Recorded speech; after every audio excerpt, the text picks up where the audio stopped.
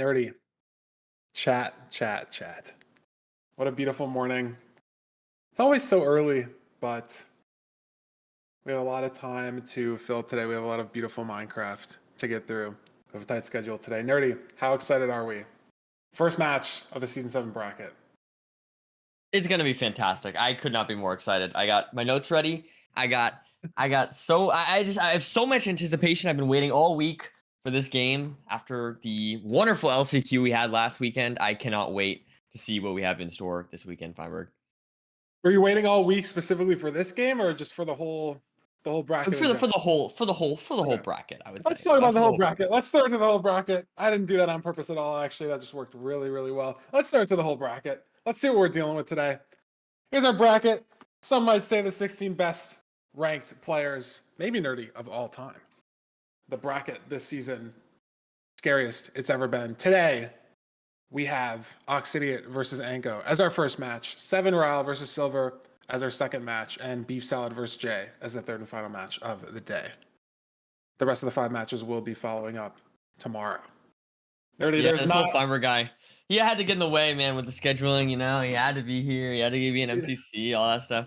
Sometimes life throws you a rock and you gotta hit it back with a tennis racket and it breaks some strings, but sometimes I'm not really feeling the analogy here, Feinberg, but you know what? I do yeah, appreciate that you tried.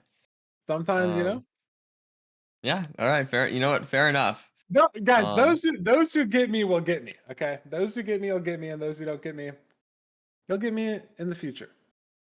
It'll make sense. guys, you can't truing that. That is not allowed to be truing. If I just said I don't see it, you can't.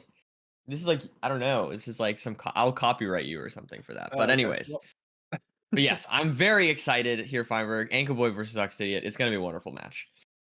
I am extremely excited as well. I mean, we commentated LCQ, we commentated mid-season showdown, but it's different vibes, You have so many people in the lobby, right? Like, we don't even really get to fully watch an overworld because we have that overview camera, and it's hard to really follow one person, but in these best of 5 brackets, you build the story seed to seed, match to match. You really get to see all the micro from both the runners, and it's just top tier Minecraft at its rawest form, and I'm so excited for this weekend and next weekend as well. And we're starting with a banger match, Nerdy. 2 players that have been in playoffs both multiple times, but haven't won the crown for either of them. Angleboy's gotten closest. Second place in season 4 to Loki. Oxy got 4th in season 1 and hasn't gotten closer since then. What are your initial thoughts on this first match?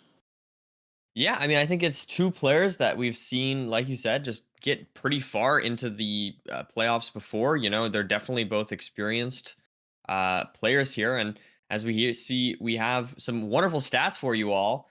I think both these runners are pretty comparable in the sense that they're both, mechanically good. They both have good decision making. They're both experienced. They've both been here since like season 1, right?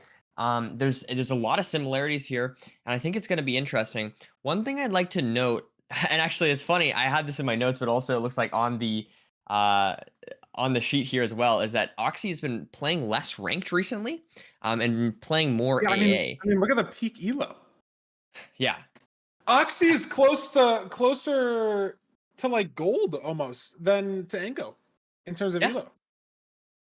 In No, peak you're elo not last wrong. season, which is crazy. I mean, you look at the win rate, it's a little higher. You look at the average, it's pretty similar, but there's like a 600, 700 gap difference in like games played. And there's a lot of micro stuff that you pick up by just playing the game more. That's the real basis of the decision making, because every seed's truly random. You're just building off of what you've seen before in the past. Like, this terrain looks like a seed I played 3 months ago, and this worked for me 3 months ago. Let's try this again. Or like this crimson tree was in this bastion 6 months ago, and I dealt with it the same way that I'm going to deal with it here. And Ankle Boy's got 500 plus games over Oxy just this season. Recency, right. I don't know.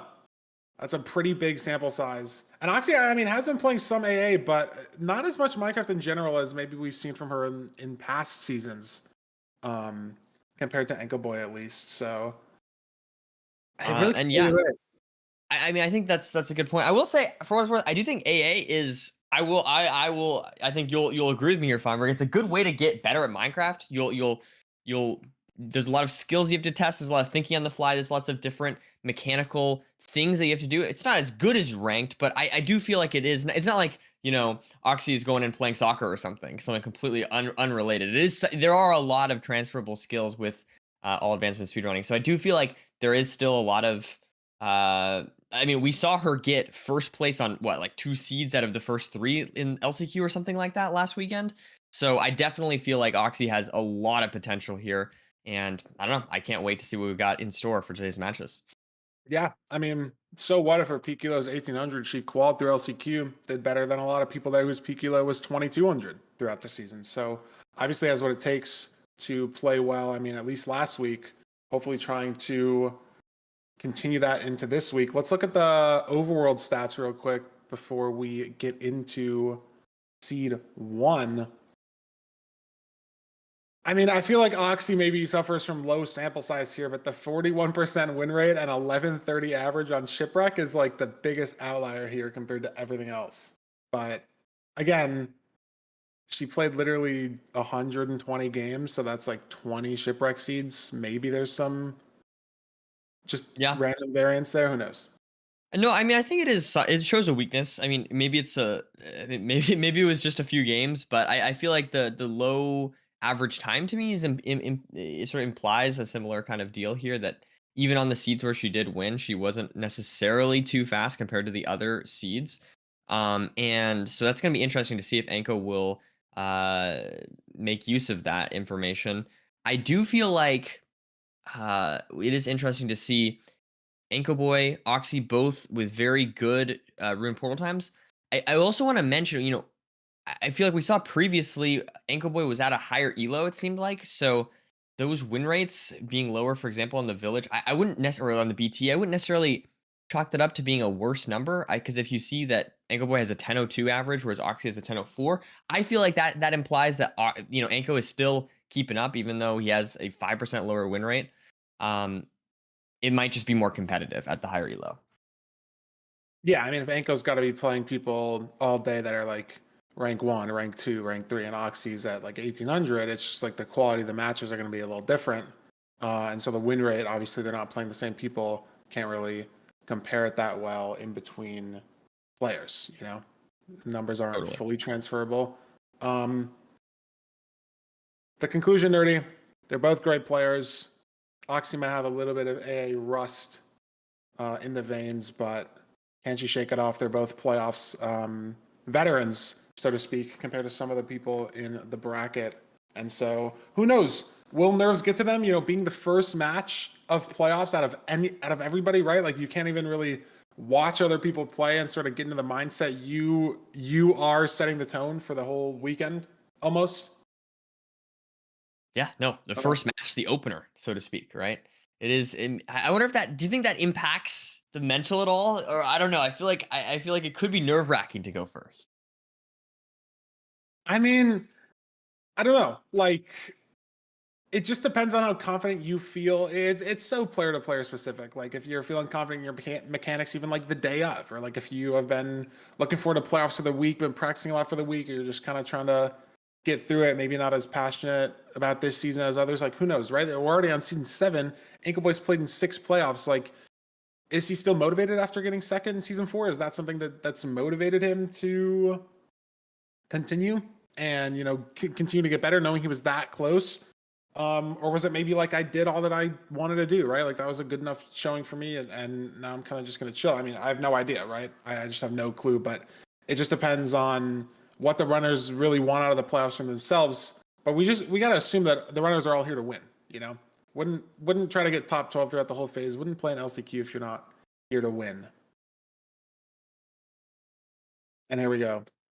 Seed pick ban. Oh, exactly what we predicted. Honestly, I mentally spaced out and I totally forgot about these.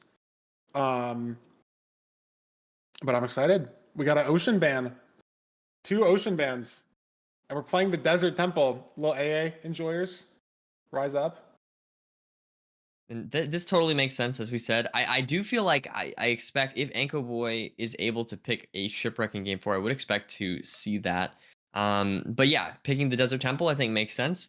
We saw on the previous slide, Oxy's shipwreck weakness, Anko Boy's buried treasure like weakness as far as his win rate. So I think those make sense. And now we're playing a Desert Temple, and I'm excited. This is gonna be awesome. The AAC to start it all. Yeah. I mean, Anchor Boy does get a ban, you know, knowing what Oxy bans, so maybe just wants to keep that ocean consistency. And I will say, I feel like it's the overworld that has the most variance in you can kind of lose the seat on the spot, or like mentally lose the seat on the spot. If you go to the wrong ravine, like you go to kelp and it's fake, your opponent goes the other way, or they see a ravine, or just, you know, choose to go left on the island and you go right and you miss the ravine. Like sometimes it's so hard to mentally claw back from that feeling of, oh, I just lost 30 seconds in the overworld against like a god tier player. What am I supposed to do? Right. And so if you're avoiding those seeds entirely, could just be good for the mental overall, right? Like maybe you get gapped a little bit on the Desert Temple, 5, 10, maybe even 15 seconds, but you can find the lava pool, right? Like you can get in the nether. Inkaboy's got a skeleton in his temple. That's unlucky, but Oh my god, it's able gonna to. fall, maybe? But he places the sand on Yeah. top so that way the skeleton can't impact him. But oh no, look, he has to reset anyways. Reset. A disaster there. 31-second time loss for Anko Boy, and that is a huge lead here for Oxy right away. That is just unlucky. Now As Oxy's Oxy. gonna blow up the gravel. Yeah, I mean, there is technically a thing he can do to make the skeleton not fall down with him. So he actually was playing it pretty well up until the sand and like pathing situation, but it might just be something that obviously he just hasn't, you don't run into the situation very often, right? Where there's a mob in the temple. I think it usually just is coded to not spawn in temples, and so it's just like a very big edge case that like a mob snuck in the very side. Right. That makes sense. But yeah. That is very unfortunate. Unfortunately Oh, for Oxy trying to do cow hole. We have a path block, and oh we man, I do love that strat. I love that strat so much. It's so goofy looking. I wish it were more commonly used because it just I love the cow just does the little circles. It doesn't really make any sense. I don't really understand why that I'm happens telling at you, all. you gotta get on the But cow practice map. it's so That's good. what I'm saying. You gotta get on the cow practice map. I really That's do, the I guess. 2025 meta. Oh hell Gotta yeah. get on the cow I'm practice. glad. That's great that this is where we're evolving in 2025. Well, I But mean, yeah, look we at can this. see Angle here. Boy is Look at this. very not that far behind. The situation So is food, right? Oxy 3 yeah. steak, Anko 0. But like, do we have a gap? Oh, Oxy's got 3 steak and 3 pork chop. Yeah. So And this is something that we've talked about. As I was speaking with Silver, he was saying one of the big meta shifts this season is getting less food. What are your thoughts on that? What do you think this? Who are you favoring here, Feinberg, going into this? yeah, I don't know personally. Like this specific matchup and just no food in general, it's a big meta shift, and it's funny because it's not like a new discovery, so to speak. Look at this, Ankle Boy, Child's first, incredible Wow, comeback, incredible stuff. and it's Incredible bridge, so stuff. we can just get a Hoglin if there's one here, right? And the food situation Yep. isn't even a big deal at all. He does only have 28 flesh, so we don't have any gaps from the temple, but like. It's weird, right? Oh, and If look, you think Oxy on 2 hearts here. There's 2 skeletons. Oxy takes a death. 2 minutes and 55 seconds in. That is and absolute and the disaster pork chop here. just doesn't matter. Yeah. The steak doesn't matter. It's so hard to watch. There's only 2 people, and I still just fully missed it. She would have died, and I was just fully watching it the whole time. That's just what, stray skeletons? Like I don't even know. Yep. 2 stray skeletons and like just not able to heal enough. Just unfortunate situation there for Oxy, and now having to slowly make her way back, but Yeah. not any blocks here. This could be kind of awkward to get down. We'll have to see what 3 Oxy here does. for blocks. I mean, yeah, this just fully puts the lead back in Anco Boy's favor. I mean, he does, again, Yep. only have 24 rotten flesh. He doesn't have the steak, doesn't have the pork chop. Don't know if he's going to kill a Hoglin in the Crimson here for food or just send it on this rotten flesh for the rest of the seed. But doesn't really matter that he has less food because Oxy doesn't have any trades started. Oxy has 9 Crimson Planks and that's it, right? Celestial Retriever's stuff. I don't even know. Have we mined like most of the chalice? Like, There's no yeah, skeletons. Actually, there stuff might is be a new there. skeleton. Look, more skeletons. So she should be okay here, just because. I'm surprised the chalice death even happens in the first place, right? Like you don't just sort of Yeah. handle the skeletons, maybe just a little bit of stubbornness. Like gonna I'm gonna finish mining all the gold. Like it's just not gonna be a big deal. You kind of try to bob and weave and you just slowly start taking poke damage. Like I just honestly I wasn't watching Nerdy until you said she's on 2 hearts, and then I look over and she died. So I like don't even know what That's like about happened. when I started watching too, to be honest with you, Fiverr. So I'm not exactly sure. I maybe caught a little bit more than you did, but unfortunate death regardless. Looks On like the other Anchor hand, Boy is Angle almost Boy ready to just go here. totally bugged out for a second. He like fell off of the bridge and had to pearl down or like left with less trades. I don't really know what's happening, but Nerdy, I think it's very apparent that whatever's happening is because of nerfs to some extent. I The amount of 100%. the amount of micro and macro mistakes that we've seen just in the last 5 minutes. Yeah, But it's seed 1, I think right? that's very fair. You get some time to figure it out. Oxy trying to deal with bringing these piglins up, as well as getting hit by a Hoglin. And Ankle Boy has been hit off the fort or fell off. No, I think he pearled or I don't know, something. but he's in lava. I mean, it's not a good pearl if it was a pearl, but Pretty sure that was a pearl. I know he was If on the I'm- side of the fort and now he's in lava at the bottom. So, But he is low on food here, and I am quite concerned here. You know, obviously it's just gonna be awkward if it's just he scary. can't heal fast You just enough. get spawned on, right? Or like Yeah. he sends this blaze TNT and then gets spawned on. It is a little scary in situations like this. You ideally want to get like 1 or 2 rods and just blind right away to hunger reset. Or you play the spawner perfectly and slow heal up to 10 hearts. But Rotten Flesh is so bad.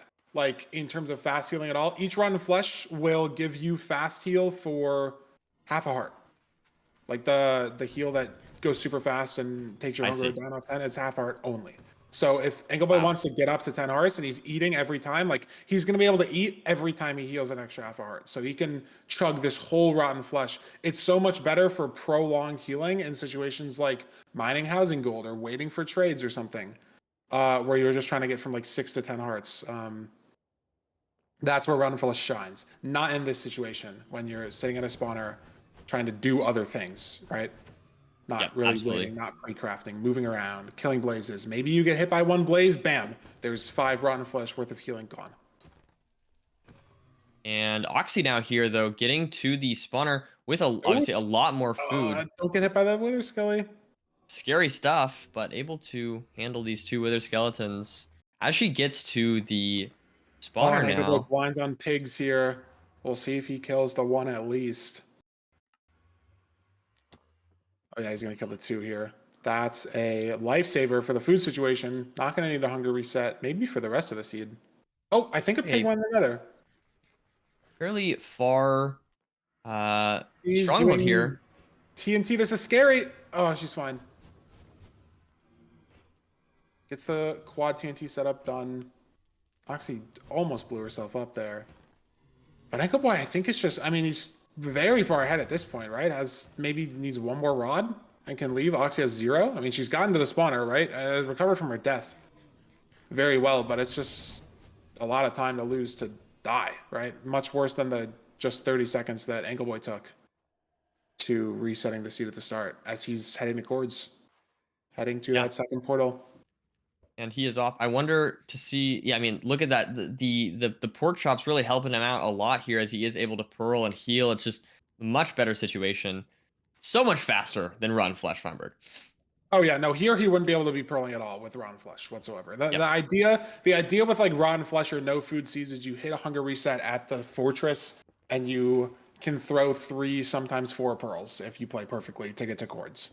Off of overworld hunger reset. Because rotten flesh, you literally you just can't heal at all in time to like throw pearls, right? Even when you're eating bread, you have to wait to eat the bread before you can pearl again. Like it's in round flesh is just so much worse. But we're in the stronghold. Food doesn't matter. He's got a poor shop to spare. Likes the And spike he here got he here. Right. goes. And not immediately seen, Perfect. but there he is. Instant abs the stronghold, and it is a 2-eye, so he can just immediately go in. He's got the pre-craft going, Up getting 10 ready for the pace, 0 and here. he's gonna set up his hop bar. Maybe I like to play. It's not necessarily the fastest, but Oxy's not even in the stronghold, right? Like you just have to hit the 0 cycle to win the seed. It doesn't matter like what your average is, or like you're not playing against 60, 70 other players. We have a Just front have to hit the 91 0. here, 0 for Anco Boy. First bed looks decent. Second bed looks Yeah, and very I solid mean he's there. not even complicating it here with the bow. Could easily go for a 2+2 in this situation, but just hits a He just has clean the 5 face. explosive. Yeah, because you don't need the time, right? Yep, exactly. Might as well not introduce any variants if you can just time those single beds, right? Sometimes you shoot the arrow, flash through the dragon, and then like you're panicking. Sometimes you mess it up by a couple ticks, the dragon gets too low, or you lose a bed of damage, right? Might as well just remove all those variables entirely, hit the simple 0, win the first seed. Yeah, and momentum-wise, I feel like this is really good for Anko. He had a really unfortunate situation with the skeleton. I mean, like you said, it was his fault a little bit, but like that was an unlucky situation at Yeah, the beginning. that's Lost like 30 it's like seconds to that. 5% on him, I would say. Like Yeah, there's micro tech where he could have like not had the skeleton down there right. with him, but the fact that it even spawned there in the first place is just totally not his fault. And Yeah, like having something like that just be in the back of his head the whole seed could have been so bad. But because Oxy died, right? Like you said, Nerdy, it maybe takes a little bit of the mental burden off of him and gives him some momentum. Like I did that. Like throughout the seed, like I played the rest of that seed perfectly, came back, took the dub. yeah. Well, I mean, he did. I mean, yes, Oxy did take a death, but I feel like he was. He got to the bastion first at the same Yeah. time, even though I he mean, took that. he So had so less I food, but yeah, it's true. so I feel like Oxy, like she did play a little bit safer, but I feel like from the mental side of Anko Boy here, it looks really, really good for you because you feel like, okay, I made that mistake, but I still got to the Bastion first. I won this seed. I don't know. I'm very impressed by Anko Boy, and I feel like the momentum, as I said, is really in his favor right now. We'll see if this continues. Hopefully, Oxy though can recover and make a great seed 2 here. Yeah, I mean, you just got to shake off that death, right? Like it's just something that obviously just kind of happens once in a while. Again, maybe just some sort of turning nerves or something of the sort, but it is just something that you have to shake off. It's a best of 5. It's very easy to just bounce back, win 1 seed, win 2 seeds. Now you're in the driver's seat in the entire Yep. series. But let's see what seed type Oxy's going to pick to counterpick after the loss between Temple and Rune Portal. Or Village and Rune Portal, sorry, but we got the Rune Portal. I was right. Burn Portal, my favorite seeds to watch, probably. I'm a big fan. Big fan of Feinberg. I mean, I feel like they got the most potential for the speediness, right? You get a gold Yep. axe, you get a golden carrots, you get a pickaxe.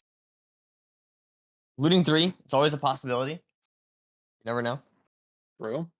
Haven't had looting in playoffs in a while, Maybe but it's maybe maybe possible. this is maybe this is the seed here, Feinberg. Maybe we've been all been waiting for this looting 3 sword. I'm very excited regardless. We're gonna have a lot of room portals throughout this weekend, next weekend. If it's not today, it's possible that it'll happen. Maybe, I mean, maybe later today, maybe tomorrow. We'll get one looting seed at least. Surely, I That's what believe. I believe. I mean, just the odds, right? Like, I don't even know what the odds are for a looting sword in a room portal, but I feel like it just has to happen. We play so many room portal seeds. Here it is. I mean, yeah, eventually. Though I think these might be selected against looting 3 swords based on the way the filter works. Oh, sword. 4 Let's see flint what we got. seals. Sharp 2. Sharpness 2? No. GG. But I was gonna say, I feel like because it selects for so many other things in the portal, I feel like that would decrease the chance of a looting 3 sword. Am I wrong? Is this crazy? I don't know. Maybe I'm just wrong. No, Compared that's to like like a random potentially a portal. good shout. I'm not is sure that though. it That does that could try just to be select for totally. something. I could just No, be like wrong. I don't like. I just don't know. I think that like it makes sense in my head, right? Like it's got a filter for. I mean, I think it artificially adds to iron, but it like filters for a light and it filters for obsidian, so that it's just like less potential room for a looting sword. Yeah. And Um, regardless, we do have 6 mutton here for both runners as we enter this rune portal. Sub 1, very nice. I love this pace. Great start. And and the we've sub got 7 dream is dead. The bastion is too far away. well, it's okay. The sub 8 dream, I believe. I still believe in here, Feinberg. But this chalice, it's in sight. It's just right there. It's so beautiful. It is. I mean, we do have to use some blocks to get there. Oxy's only got 38 wood. Ankle Boy's got 54. So, I mean, doesn't seem like that much, but 16 planks is a lot, especially when, we were literally talking about this last night, is that for bridge, right? Like you need 16 blocks to do DK route in the first place, right? Like you just need to build the staircase up, build it the other way. And so if you're already using blocks to get up to the chalice, then you like look at this, like Oxy's got 26 blocks. Ankle Boy, I mean, only has 29 on the chalice. And so it's like, are we using the wood and then we just have to get more? Are we gonna mine like basalt on the bastion and try to use those blocks? Like, what are we building with here? I don't know. Yeah, it is definitely a concern. But, regardless, getting some blocks here throughout the route for Anco Boy and able to use the flint and steel to prevent taking damage from the Hoglin. Now pillaring up and getting this CS route here going. We've got the gold axe coming in play. I noticed that Oxy kept the sword, which is interesting. Maybe just to save some durability when attacking like the skeleton and stuff Ooh, with and that gold axe. Oxy drops her pickaxe half a No. heart in the bastion. Missed like a wood placement for the route, and so has to make an alternate trading hole here lower down than what she wanted to for Jason. But she clutches it up on half a heart. Should be fully blocked in here. Is going to opt to eat the pork chop to heal faster instead of the mutton. And this is just, it's just ugly. It's not that much time loss, but it's ugly. And it's, Oh no, that's just I don't even know. Was that a arrow? What I, just happened? It was slain by a piglin. No, I think they're I don't I, think it was an arrow. I don't even know where yeah, I don't know. Where'd that piglin come from? Was that like a lower piglin? Like even that we don't Coming all the normally way up see the or something? bastion from the bottom. Like, Yeah. I'm like that's what I'm wondering right now. I I don't don't know. know. I think it's We so just rare never play this part of for. the bastion. We just never play this part of the bastion ever. Well, you usually just don't go that low down Yeah. for Jason. I don't know. I feel like I've rarely, if ever, seen um piglins come from that like lower down. Um Either way, Ankle Boy's heading to the fort already. Oxy, I think, would have been behind regardless, but now it's just such a monstrous amount of time to try to come Yeah. back from. And just You know? another death is ultimately what Yeah, this look, comes there's down a to. There's piglin the right piglin. here. Like where'd this guy come from? I don't know, but look at this. It's just so bad. She doesn't have any tools, didn't pick up any tools at all. I don't even know where they went. Like she just has no tools. Oh my god, they're all down on the soul sand down there. This is just a horrendous situation. Let's see if Anco Boy can close out this seed here.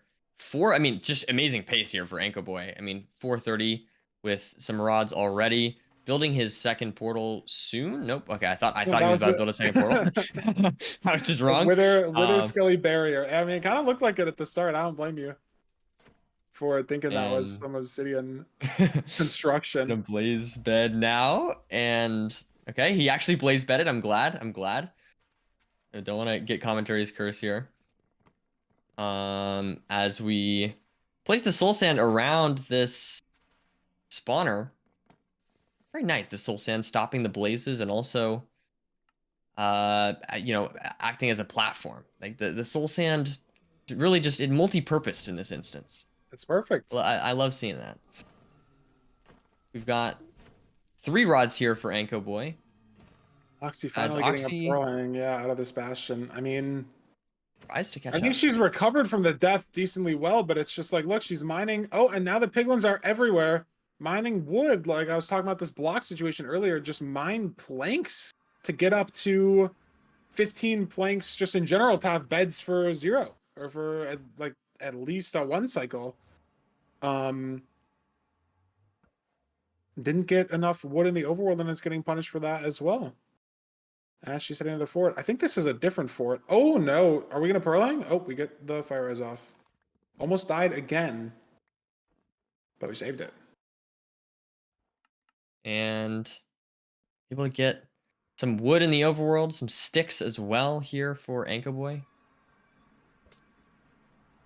Yeah, I mean, you spent a little bit of time in the overworld there, but just getting a bow, getting a gold pick, all the pre-crafts out. I mean, he knows, right, from the pace that Oxy just entered the fort, so he knows that he's in a situation again where he's pretty far ahead on this seed, right? Like, can just hit any sort of normal 0. As long as there's no death in the nav, like he finds the portal room with some sort of speed, it's just going to be it. I mean, Oxy in hell almost here. Completely different fort somehow, and is playing strays on 2.5 hearts. But it's just, she's just so far behind. That I feel like it's just so hard to catch up. I'm frozen in time here, Feinberg. I'm frozen in time here, but it's okay. Oh, I see. I don't know exactly what's going on there, but I am alive, Chad. Don't worry. Don't worry. That's okay. We've got, it looks like a different spawner here for Oxy, but I mean, Anco Boy just already in the stronghold. This is. Oh, it didn't fix nerdy. That's so sad. I moved around a little bit. Anco Boy trying to find the portal room as always. And the preemptive hits in a little bit of an unconventional way, but he's there. And just has to hit a 0. Will we see him go for any sort of bow damage? I mean, depends on the setup, I think. He's going to go for this. Top 100 setup on the back. Oh my goodness. He does get the bed off. Oh, wow. That's impressive. Wow, good stuff here. A selective high bed. Great double bed there. Can he make this work? Wow. Incredible. That's just incredible stuff. Incredible. Beautiful. What a 0. Wow. Wow. Yeah, just wow. I don't know. Just wow. The level of micro understanding and micro mechanics gameplay there was just astounding. Especially considering watching the last seed was just a basic no bow, just 5 rotation 0. It was a beautiful back 100 top setup that Anco Boy just hit.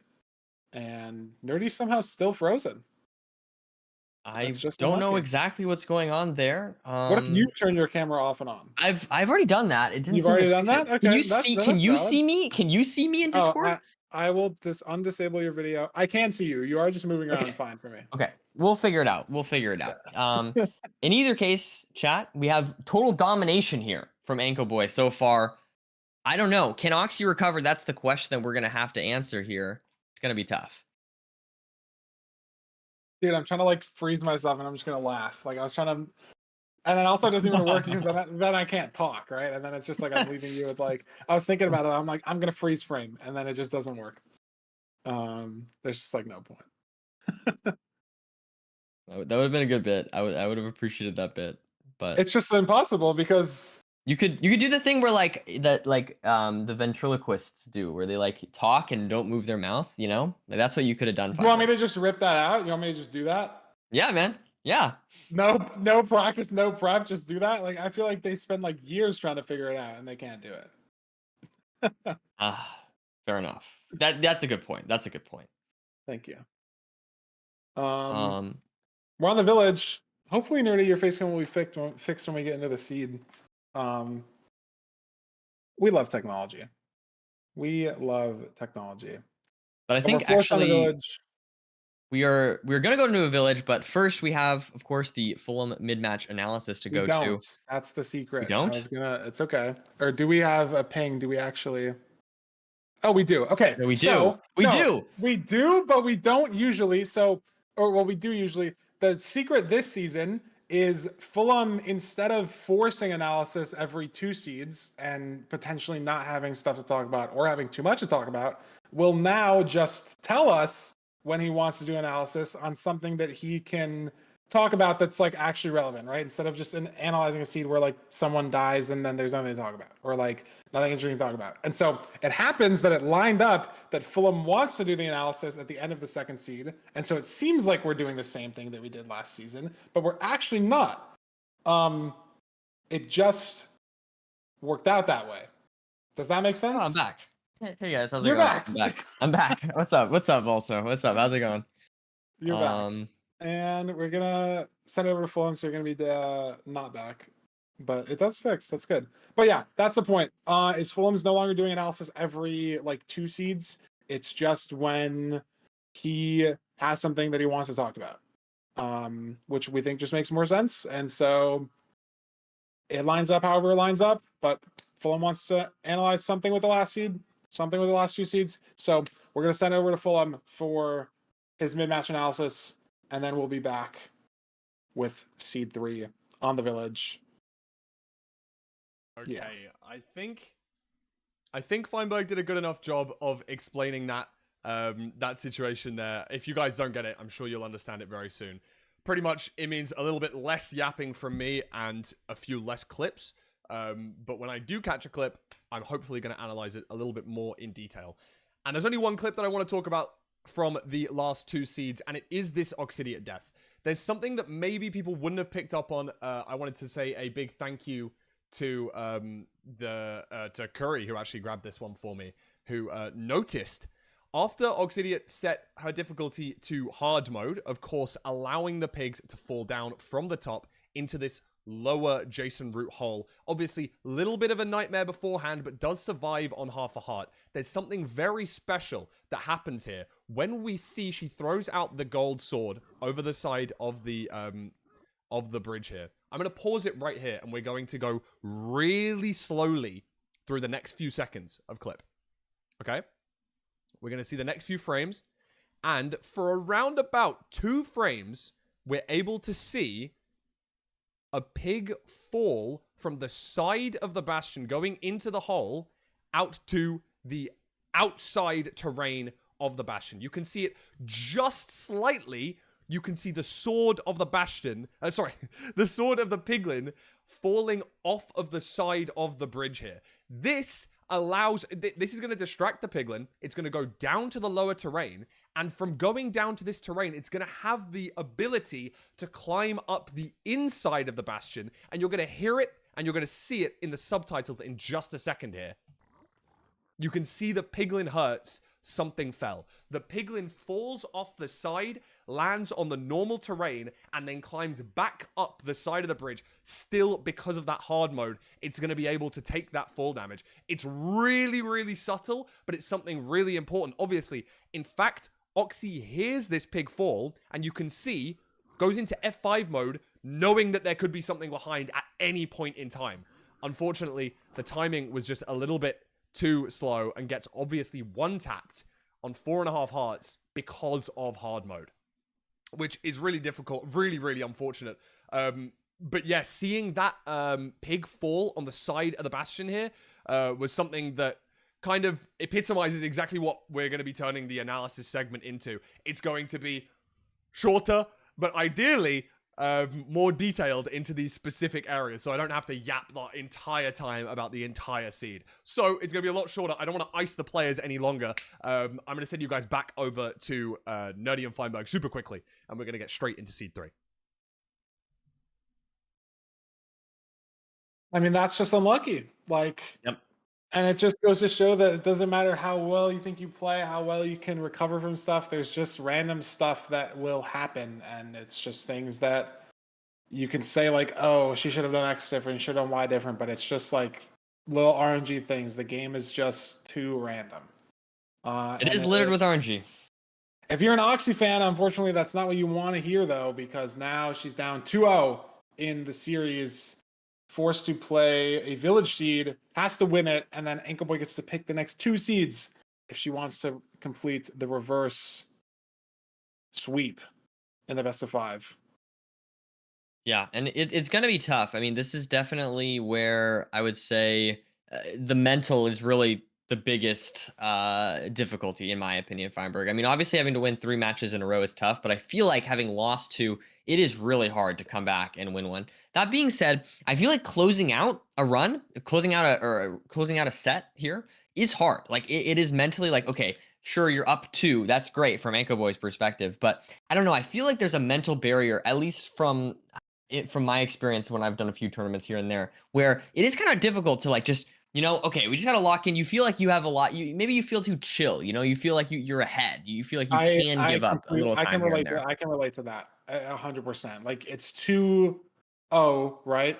If you're in Anchor Boy's position, you know that you have to lose 3 in a row, right? So you start Right. thinking like if some RNG thing happens, you might start thinking like, oh, whatever. I have 2 more seeds. Instead of Yep. thinking like, okay, how can I like bounce back from this to like make as much time back as possible, right? Like your mindset just becomes a little different, right? And that Yep. could be the big difference in winning a seed by 5 or 10 seconds or losing by 5 or 10 seconds. Is just those small little micro mental adjustments. And so I do get your point, right? Where it's like if you're up 2-0, maybe you let off the gas a little bit. Yep. And so it's different, of course, than Oxy, who is probably just frustrated, maybe stressed. It's a different sort of thing, but in either case, the mentals can impact the runners here. As we enter this seed 3, let's see. I mean, we'll have to see. I mean, we've got something again, sort of AA-esque, I guess, kind of. I don't know. Maybe it's a little bit of a stretch there. I'm saying the village is maybe Just because it's in a more desert, AA, I think it's a little bit and of a stretch. then whatever. I don't know. I'm trying to give Oxy fans some hope here. Okay, I don't want to be too pessimistic or anything like that. As we are getting some beds here. Feinberg, what's your opinion on getting beds in the village? How many beds do you think is correct to get?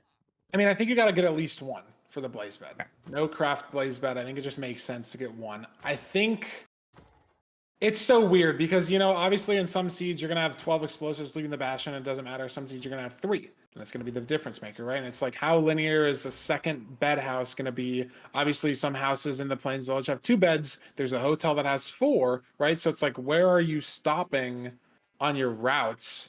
Where are you grabbing the beds, right? Like, how far away are you going? That's the biggest issue. Because after the first bed being used to the blaze bed, you're not really using that second bed for anything. The only meta shift potentially, again, something that we were talking about last night, is specifically on a seed like this, where you're mining blocks with a stone axe, right? You don't have shears, you don't have TNT, you don't have gold tools for gold pick or gold axe or anything from the blacksmith. You don't even have like a diamond pickaxe, which I mean you wouldn't really use for blocks, but it's sort of a low block situation, right? Like you're investing a lot of time to get the blocks. You can grab a second bed and just blow it up in the nether and pick up netherite. Yeah, I like the idea. It's an idea that has just not been super looked into, but it's a possible, like, potential way that the meta could shift, right? It's just something that people really haven't thought about, but it's been done in some weekly races. It's been just obviously thought about. If you get a perfect bed explosion off, you can get a stack of netherrack. Now, I don't know. That's just from watching weekly race, watching those runners use a bed for blocks. But it's like, is that a god tier setup? Like, if we just rip netherrack normally, are we going to get 20, right? The blocks burn a lot of the time, and you don't get any sometimes. It's just like, I don't know how consistent it is, but it's something that maybe runners should start thinking about. I mean, on this seed, doesn't matter because we're just right in the housing. And it looks like Anco Boy once again taking a bit of a lead here. Obviously, no death from Oxy or anything too big yet, but I mean, it is still a lead for Anco Boy. Boy's good. Wow, that was scary. It's worth considering. Barely wow. Barely got in the safe hole there. I was gonna say the blocks didn't matter that much because we're on the bastion, but I look at Oxy's inventory and I think she only has 4 planks. Unless there's just logs that she hasn't crafted, I think she's somehow used all her blocks again. No, 4. There's 4 logs. There's 4 logs. She has 4 logs? Okay. Yep. So we are fine. A little bit of wood separation in the inventory. Yeah, Anco Boy just maybe 20 seconds ahead or something like this, maybe 15 seconds ahead, just in the route. Not I think he exactly found some sure where better exactly that time flints. loss came. I think he found some better flint in the overworld. Mm, Um, mm, not sure how much of this time save was in the overworld specifically versus obviously the start of this Bastion route. right. But Oxy went a little past the village for flint, and then there was just a nice gravel patch next to the lava pool. Now we So see almost 3 stacks of pearls here for Anco Boy. He should be good to go. Now just trying to use the pie chart to find the fortress and sees the we're gonna direction. see Gonna be throwing the pearl outside this backside of beautiful the exit. housing bastion Yeah, it's good as awareness he here. gets ready to go. Oh, where is the four, nerdy? Oh, it's directly in front of us. As I was looking at it, like nothing and the whole obviously to the right, and it's like, oh geez. There's the four buried at Yeah. all whatsoever, but there it is. Building up. And Oxy gonna leave out of the same spot. But again, nerdy, like you said, maybe 15 seconds removed. Oh, man, that scared me for a second there. Loses a couple hearts there from a skeleton. Purling up here. And Now two gonna hearts. eat. Look at all those skeletons over there. I Scary mean, we have stuff. bread, so should be fine. And just now found the spawner. Perhaps So let's another bed see. here. He doesn't need to do this. He doesn't need to do this. He already has a bed. He Just has in the case. yellow bed, right? Is he gonna know that he has the yellow bed at all? Because it's funny if you don't use the yellow bed for blaze bedding, right? And you're pick blocking beds, you're not gonna be able to. Oh, nerdy, it's beautiful. Oh, It's beautiful. I stand corrected. I It's stand beautiful. corrected. And Oh no, and Oxy takes a death. Oxy takes a death here.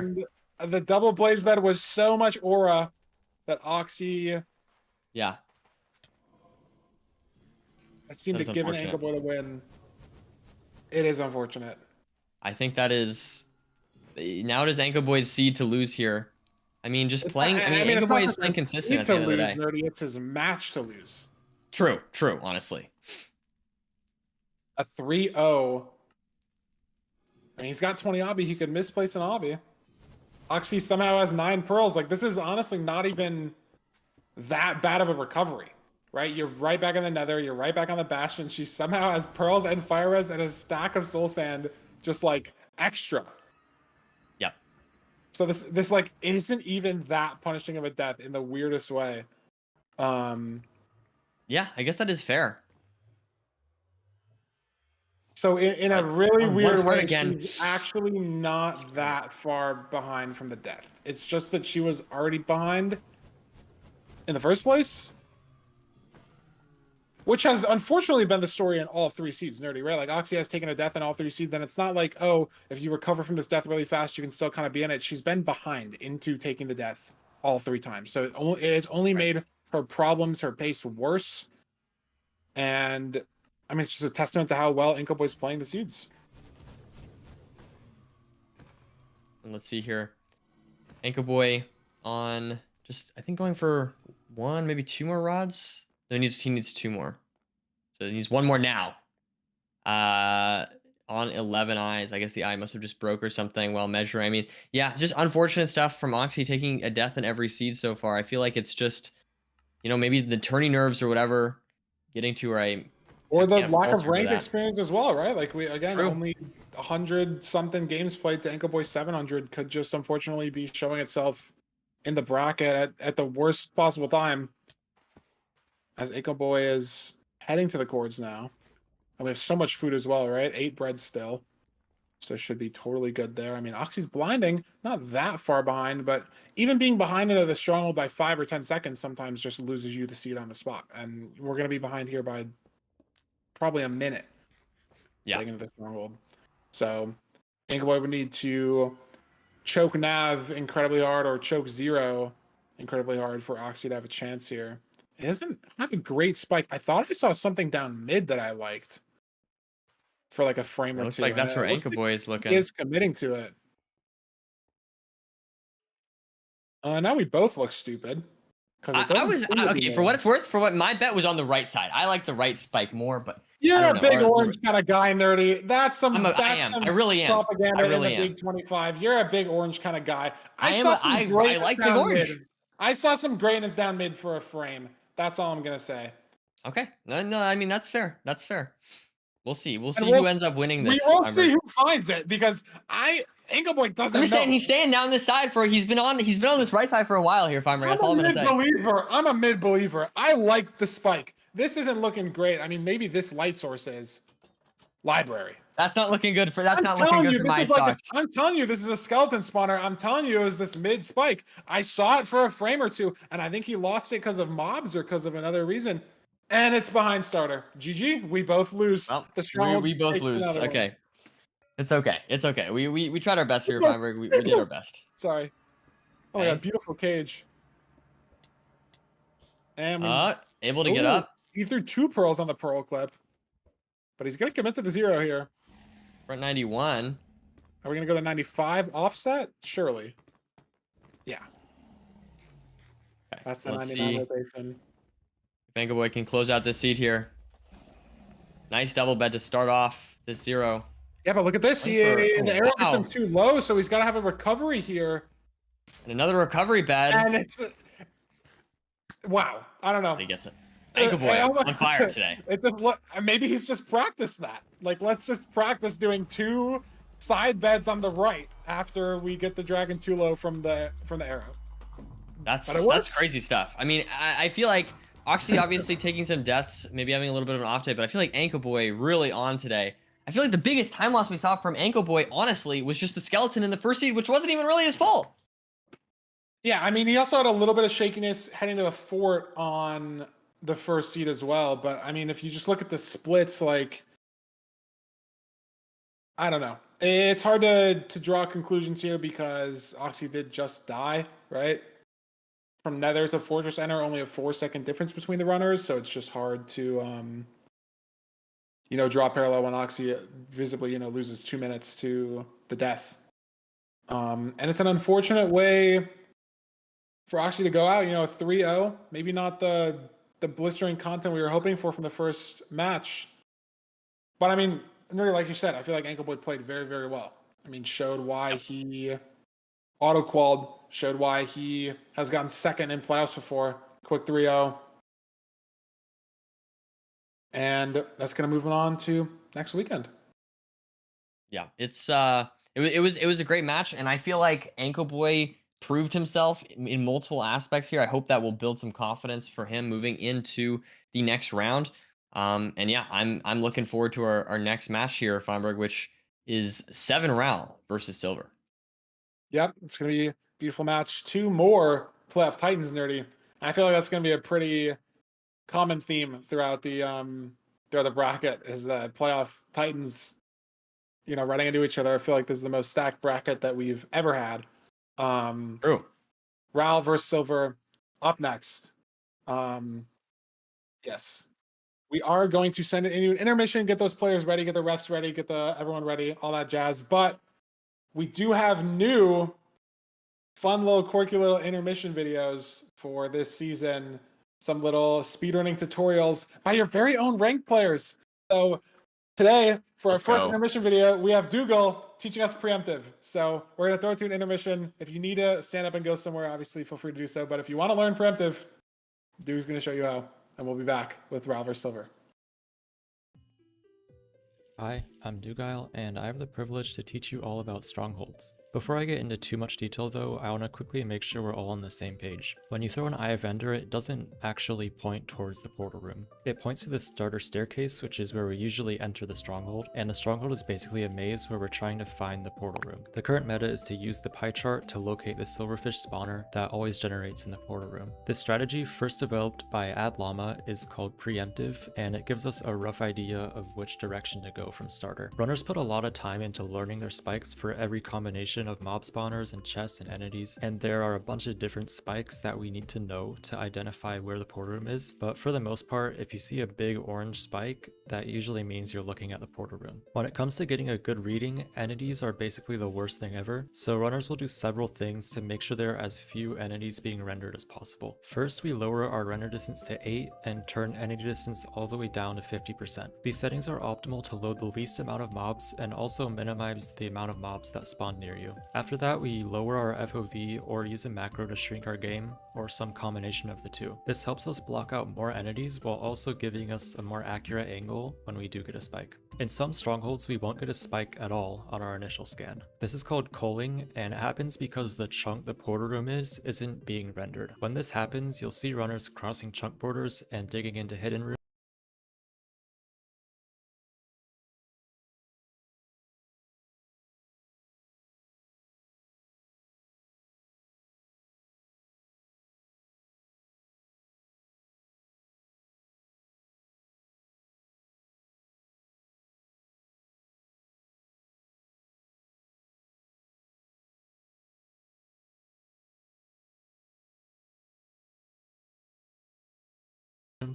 Both of which can get the portal room to render and allow us to get the spike. While nabbing the stronghold, it's important that we keep track of how deep we are. The portal room can be no less than 6 rooms deep, and there's technically no limit to how deep it can be, but once you get past 8 or 9 rooms, it's unlikely the portal room will be in that direction, and it becomes less likely the deeper you go. Something unique about the portal room is that it's never corrupted by caves or ravines. Other rooms can get fully removed, but the portal room always stays intact. This means that if you see a perfectly box-shaped room in a cave, it's very likely you're looking at the portal room. Something else runners have to be aware of is ocean exposed strongholds. We can tell if a stronghold is ocean exposed if there are water particles dripping from the ceiling, or sometimes there's just a hole in the wall that makes it really obvious. Ocean exposed strongholds are great if the portal room is exposed, but they can also really suck if it isn't exposed because there are no caves above you, so mob spawns are way more concentrated inside the stronghold than normal. You'll often see runners setting their spawn and intentionally dying to reset their health. This is called a death reset, and it's especially common in the stronghold because we want to enter the end on full health if we're planning to zero cycle. There's still so many more small things that go into stronghold nav, but there's only so much I can cover in this short segment.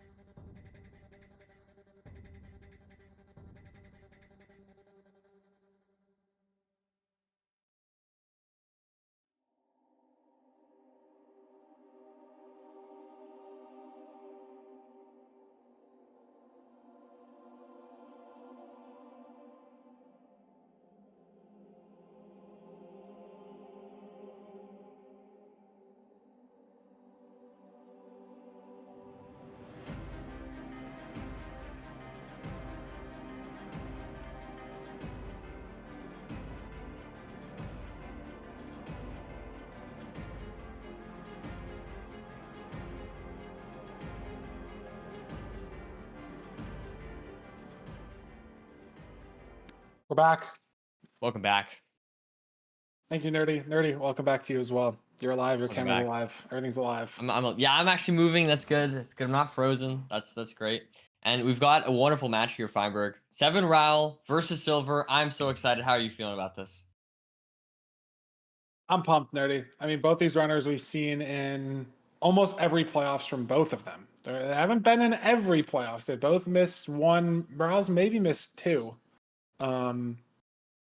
But just, I mean, playoff titans. Silverr obviously has won in season 1 and got second in season 2. And Raul's been in almost every bracket.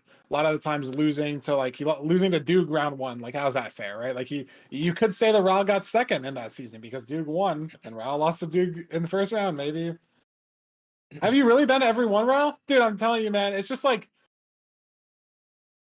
if I didn't have to we just need a sponsor. That's the deal. Okay, we just need a sponsor.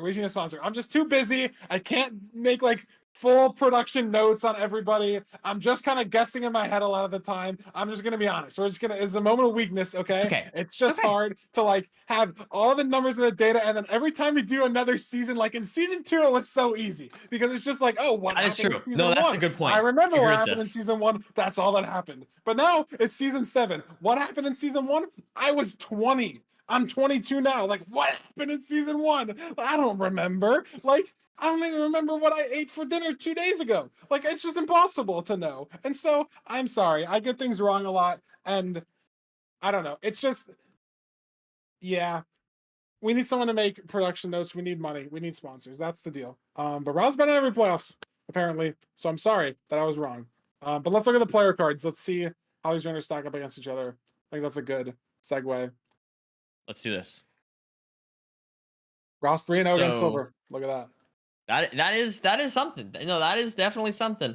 I mean, obviously, Silverr I think has been playing very well. 2306, and recently we know that he has. I think he's number 2 on the leaderboard. Let me fact check that. He was number 2 on the leaderboard. Oh, he's dropped. He's fallen. Silver's fallen. He's number 6 on the leaderboard. Oh no, Raul is ahead of him. Oh man, this is crazy. Okay, this is an update since last time I looked at the leaderboard. Okay, anyways, but Silverr was on a tear at the start of the season. Was in first, then was in second, now is in 6th, and I feel like, is this a sign, Feinberg? Do you think that he's maybe in a little bit of a drought after having such a strong start to the season, or do you think that it's just the way it doesn't necessarily mean that much between first and second and 5th and 6th? What do you think, Feinberg? I think Elo's a little too fluid in this game to know exactly right. It's not the best and most accurate number all the time. I mean, if you look at the actual just stats here, right? The ranked average time within 10 seconds, win rate within 4%, peak Elo within 25, all things really similar. Silverr unfortunately lacks variety in the player spotlight situation. There's a lot of things that say winner. And to me, maybe we could put some different things up there. I don't know. I think he did say that he wanted to he got a 612. He has a 604 private room world record. And he got a 612 in casual against Duke yesterday or 2 days ago. Maybe we put those up on the player spotlight instead of winner. But got a lot of accolades there. And poke fun at him a little bit. I want to point this out. I'm just looking at the numbers here now. Outside of this, I mean, obviously 57% win rate, that's solid. That's very good, especially for high elo, win rate. Obviously, that's very good for Raul. But this season, Feinberg, 21 wins, 3 losses. That's an 87% win rate for season 8. Dude, he's only played 24 games. Silver's played 100. Still crazy. Silver's played 170. I'm just saying, he's on Raul's on a tear, man. He's he's ahead of Silver's elo, and recently I think he's won his last 8 ranked games. That's something. I mean, yeah, it's just low. That's it's something. just low sample size. It is something to go 21-3 at the start of the season, but He's a Raul hater. He's a Raul doubter. I'm just a that's stats momentum. guy. It's just low sample size, especially when it's your placement games and everyone's elo shrinks down. You're playing people that were gold last season. All right, well, I mean, we'll have to see. I mean, obviously, Silverr also, won LCQ, so he's also has some momentum going into this, I think. But in either case, these runners, I mean, these are some OG runners. They've been here since season 1. I'm so excited for this matchup. It's going to be amazing. Yeah, I don't have that much left to say. Let's look at these seed stats a little bit, and it's just, I mean, it's really similar. Raul's got a sub 50% win rate on BT. But it's also his Compared to everything lowest else. average time. Yeah. It's a funny little bit. Silver's at 70% on Village. Interesting. Yeah, and I mean, at the end of, I feel like these stats to me are very similar. These are consistently, I will say, I noticed these are a little bit faster than the previous match, by about a minute or so. Is that right? Or maybe not quite, but I remember we had I think at 11:30 or something like that for one of these splits, and now all of these are sub 11. All of these are sub 10:30 even. And we have 2 sub 10 averages for both the BT and the Rune Portal for each of these runners. I mean, these two guys, this is going to be a great match. Let's just see an ocean ban. Let's see the pick bans. All right, let's see. Do we have ocean bans? What's happening here? Is this another? Oh, halfway. Raul doesn't respect the ocean ban. He's banning Temple. Feinberg, how do you feel about this decision here? I mean, it's nerdy. It's less of the AA mental, I think, and more of the no food mental that we've seen, right? I think in the last couple seasons, if you're talking season 4, season 3, season 5, you're thinking, okay, AA players might have this temple routing better, might have this overworld routing a little better. Maybe they're more confident in the temple, more confident in the village. These people that, you know, aren't playing as much ranked or as much any percent, right? Because obviously you're resetting for sub 7 world record, you're playing BT. That's all you're playing, right? And like Shipwreck, right, very similar vibe, but that's all you're playing, right? AA, you can route the food better, you can route the flint better, you can route the wood and like managing your inventory off of the temple. But now, season 7, season 8 meta is we're getting no food on the temples, and we're playing the nethers perfectly. We're taking low damage. We're okay with 15 flesh and a gap, or 30 flesh and no gap. We're just okay with that. So I think the ban this time from Raul is less like, oh, Silver's really good at, you know, managing his inventory, managing like where to find everything. It's maybe scared that Silver is potentially better than him in low food situations. Or Raul just doesn't enjoy seeds like that, where he's going to feel pressured to enter with no food. Because it's really weird. There's some plays that are good only if your opponent does it. Right. Because it's just a 1v1 situation and the game is so random, right? Like if you get 12 pork chop and a seed, that's a great play if you know your opponent's going to get 18. Because you're going to be ahead entering, and you're going to have so much food. But getting 12 pork chop is a bad play if you know your opponent's going to get 0. Because is it worth like a 40-second time loss to get all that food, right? Like a lot of plays are good and bad depending on what your opponent's doing, is sort of what I'm trying to say. And so if Raul knows that Silver is going to be entering with very low food, you're almost pressured into playing in that similar way. And it might be something that Raul is not comfortable with. Maybe Raul just doesn't like the way desert temples look. Maybe he doesn't want a skeleton in his temple. Maybe he doesn't like building with cut sandstone. It really could be anything, but we're here in the Rune Portal. And we don't know if it's looting. I don't think it is, but neither of these guys playing English. I don't think it was. Oh wait, no, is it? Okay, never mind. You're right. I for some reason I thought I read sharpness, but now that I'm thinking about it, it definitely just wasn't. Pork chop for Silver and another pig in the river. Terrible news. What a for disaster! Our season 1 playoffs winner right off the bat. What a disaster. But regardless, we do have some food here for Silver. We'll have to see if that matters. I mean, at the end of the day, man, it sucks that the 3-drop was on the uncooked pork chop there. That is just unfortunate there for Silver. But regardless, now Raul is crafting an axe, going to be going out here. We'll have to see if he gets any food and if he maybe gets some cooked pork chop from his first pig here. Right here, right? Like entering low food, no food situations. Oh, he gets them cooked barely. Wow. I don't know if does RNG work where like the pig will always drop, you know, they'll always drop the same numbers even if it's uncooked and cooked. Is that how that works? I don't think the quality of the food changes how much drops. Okay. Okay. I would like to think so. In this one example, that was the case, but I didn't know if that was actually a thing. Yes. But regardless, I mean, look at this though. Raul only having to kill 2 on 5 Yeah. pork chops. Meanwhile, Food. Silverr, Yeah. he had to kill more. He's slower into the nether, but at the end of the day, he's got 2 less cooked pork chops. I feel like uncooked pork chops are so bad. It's not that bad of a food source, but compared to cooking them, it's just like the difference is night and day. But like Yeah. uncooked pork chop is better than rotten flesh, right? Like it's. Are they the same as carrots? Really? Is they similar to that? Something like I'll that? be honest, I'm not a big raw pork chop guy in my runs overall. It's not something that I aim to go for. I don't know the food side. Okay, fair. You know what? That's fair, Fomri. I also that's very don't valid. I don't aim to get carrots. So I mean that's also fair. That's That's also fair. I think they're both 1.5 is why I asked. Getting that sword distraction. Interesting how he nice. deals with the bridge. And you might ask why these runners aren't going to the chalice. They don't have an iron pickaxe yet. This was a silk touch overworld, a seed that most runners might just seed change because it's annoying. But these runners had to play the silk touch overworld and have to get an iron pickaxe before going back to the chalice. Raul using his pickaxe, getting netherrack. Silverr does as well. I think we can confidently say that was not a looting sword now. I think we can confidently it was sharp one. I'm pretty sure you were right. I'm pretty sure it was sharp one. Okay. But yeah, so we have some trades with the piglins going here for Raul as he gets the rest of these gold blocks. Meanwhile, Silverr also just a little bit behind, maybe 1 gold block behind here. Crossbow piglin on his trades, but he's gonna just bring him down here. And we know that the right side was a triple.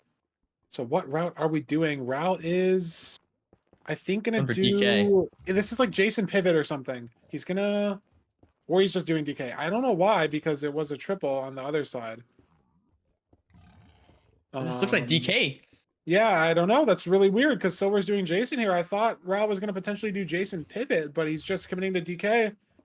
It is a triple maybe here. Just because he already looted the chests, maybe? I don't know. It's possible, right? And maybe he loots the chest. Doesn't have Obby there, but look how fast Silver's trading with all his pigs already. Yeah, I don't know. I mean, Silver's weird routing decision from Raul. I think it's just a weird routing decision. I'm not entirely sure if it's just an autopilot or I don't know. Yeah, it could be one of those things. You start doing it and then you realize, crap, I messed up. But it's faster now at this point to just commit to what I was doing, kind of thing. Could be that. Regardless, though, he's now using the pie chart to find the spawner. We'll have to see which direction the fortress is. 4 pearls so far. Yeah, but look, it's such an open Silverr area. Interesting. Yeah, it is towards the direction of Raul's rampart. Open, not even just the direction, but it's so open. So we're gonna get 20 Obby. He does. 2 stacks of pearls, stacking a bit of string. Do we have 1 fire res only? Maybe that's the problem. What are we looking for? Direction, the pirate direction, maybe perhaps. We're just leaving here off this ravine. But that's a beautiful pearl from Silverr. Look at the height he's got. Wow, look at this hole that he found. Meanwhile, Raul has to go all the way around here. Where's the 4 for Silverr, though? Ooh. He went the direction, but is it diagonal? Is this terrain play gonna work out for him? Because look at Raul here. He's going this direction, far left. And if it's far left, maybe Raul just saves this time back. I think Raul's spotted the fort already. Silverr into the spawner here already, though. I think he should have a bit of a lead here. Raul's pearl might be on the spawner right here as well, though. Wow. No, great time save there from Raul. Spawner. And Raul just maybe 10 seconds behind. Both runners now. I expect to see Raul play some soul sand, maybe 10 seconds, like you said, behind. Yeah, I mean, it's just great stuff here from Raul, able to claw back some of that time that he lost in the Bastion.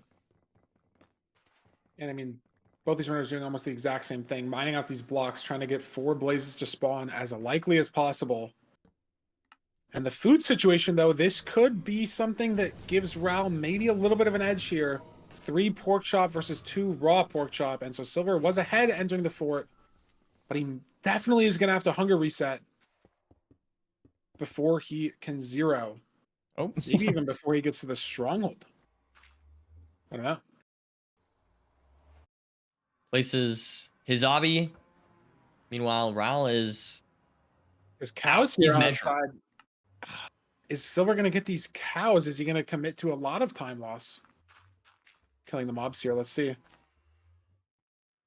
Picks up the eye. doesn't Not look like committing it. to the cows. A little bit of shakiness on the movement, and that like second or two could be a big deal on this seed. These runners so close in pace right now. Silver's got some gold Absolutely. picks, 6 beds. Not sure what Ral's situation is. Not sure if he saved any gold. He does have gold. Don't think he's crafted gold picks though. Maybe he doesn't have the sticks for it, but he's out, and Ral's out as well. Wow. Both runners. I feel like their pearls landed at like the same time. I swear to God. And look at the They're just placement here. building up together. I know, but Ral could throw maybe one extra pearl to get the cords a little faster. Silver's dealing with a Strider. They're going to be totally. building this portal at the same time. Wow, look at this. And it's going to come down to the hunger reset. It really is, because Ral can eat these 2 pork chop, one in the animation, one when entering. Silverr has to hunger reset here. So if the nav is similar, Ral's got a little bit of an edge, even though it doesn't look like it in the moment, and they're both going top right. Silverr likes the spike here. Right away. Ral goes a little. He goes the wrong way. He's the wrong way fully, and the hunger reset's not going to matter because Silver's going to instant nav and find the enter first. Silverr Oh, crafting Ral 0. with the perfect Silver's in spike. the end first. What's the 0? The health situation doesn't matter. Ral finds it Back. now, but it's way too late.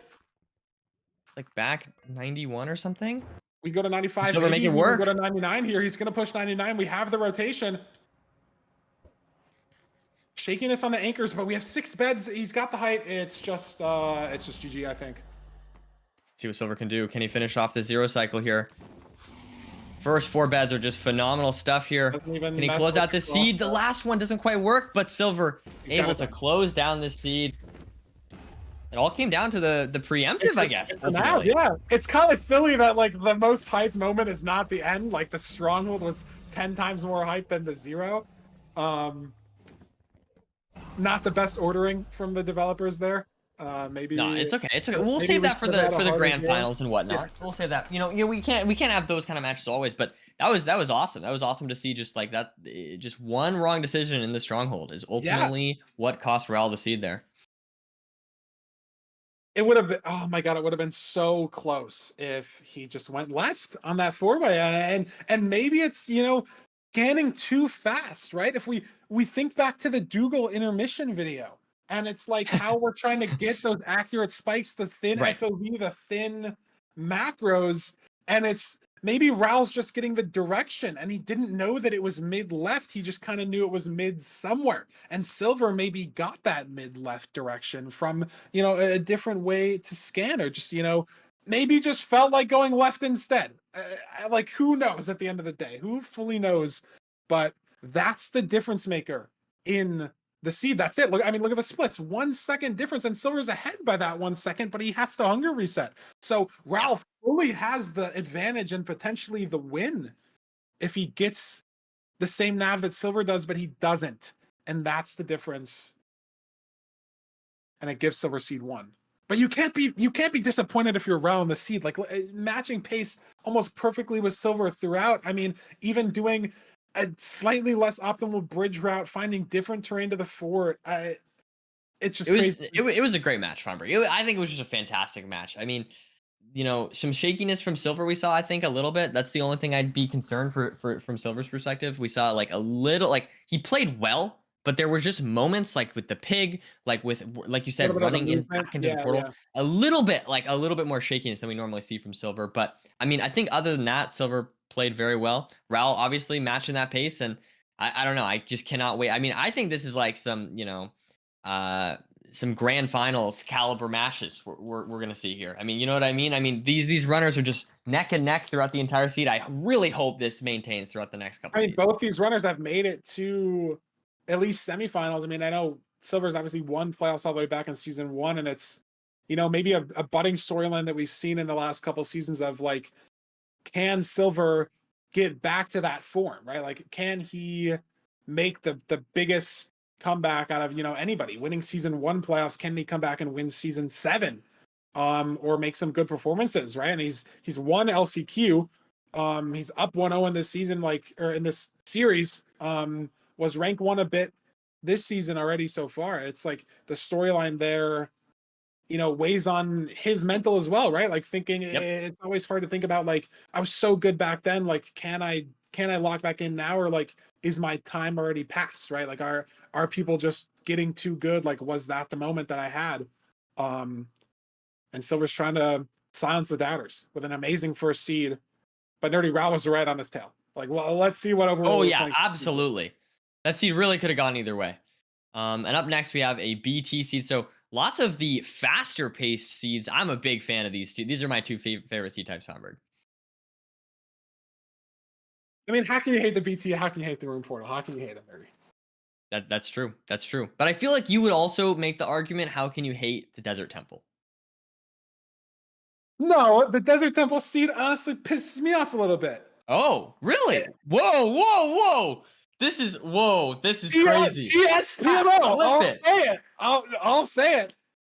The new meta gets me a little mad because you get pressured sometimes into some runners. There's pigs on the lava pool, and we decide to enter with no food. And then you win the seed because you're 20 seconds faster in the overworld. It gets me mad.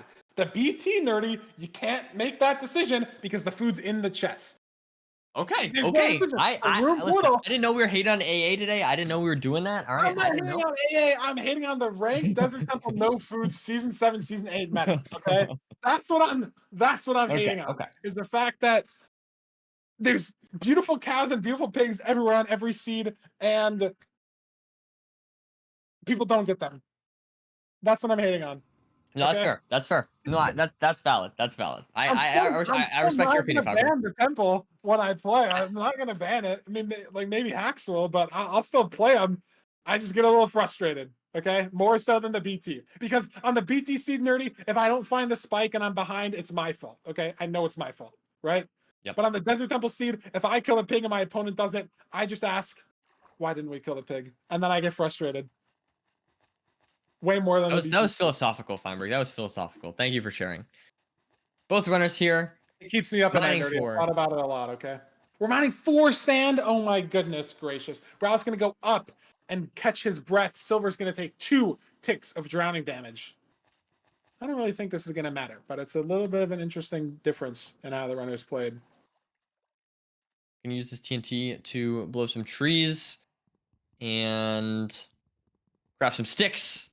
Yeah, and I mean no pressure plate either. 10 iron, right? We're gonna mine the log, make a button so we can make an iron axe. There's an argument to making a pressure plate and making a stone axe instead. I don't think it's a great argument. Raul got a stack and 20 planks, dude. Wow. What is inventory? I was gonna say he has 16 dirt and a stack of planks. I like the play from Raul there. I feel like Silver's choice of where to put the TNT, I was doubting it. I honestly was, and I feel like I really like Raul. I think going for the big tree or something like that.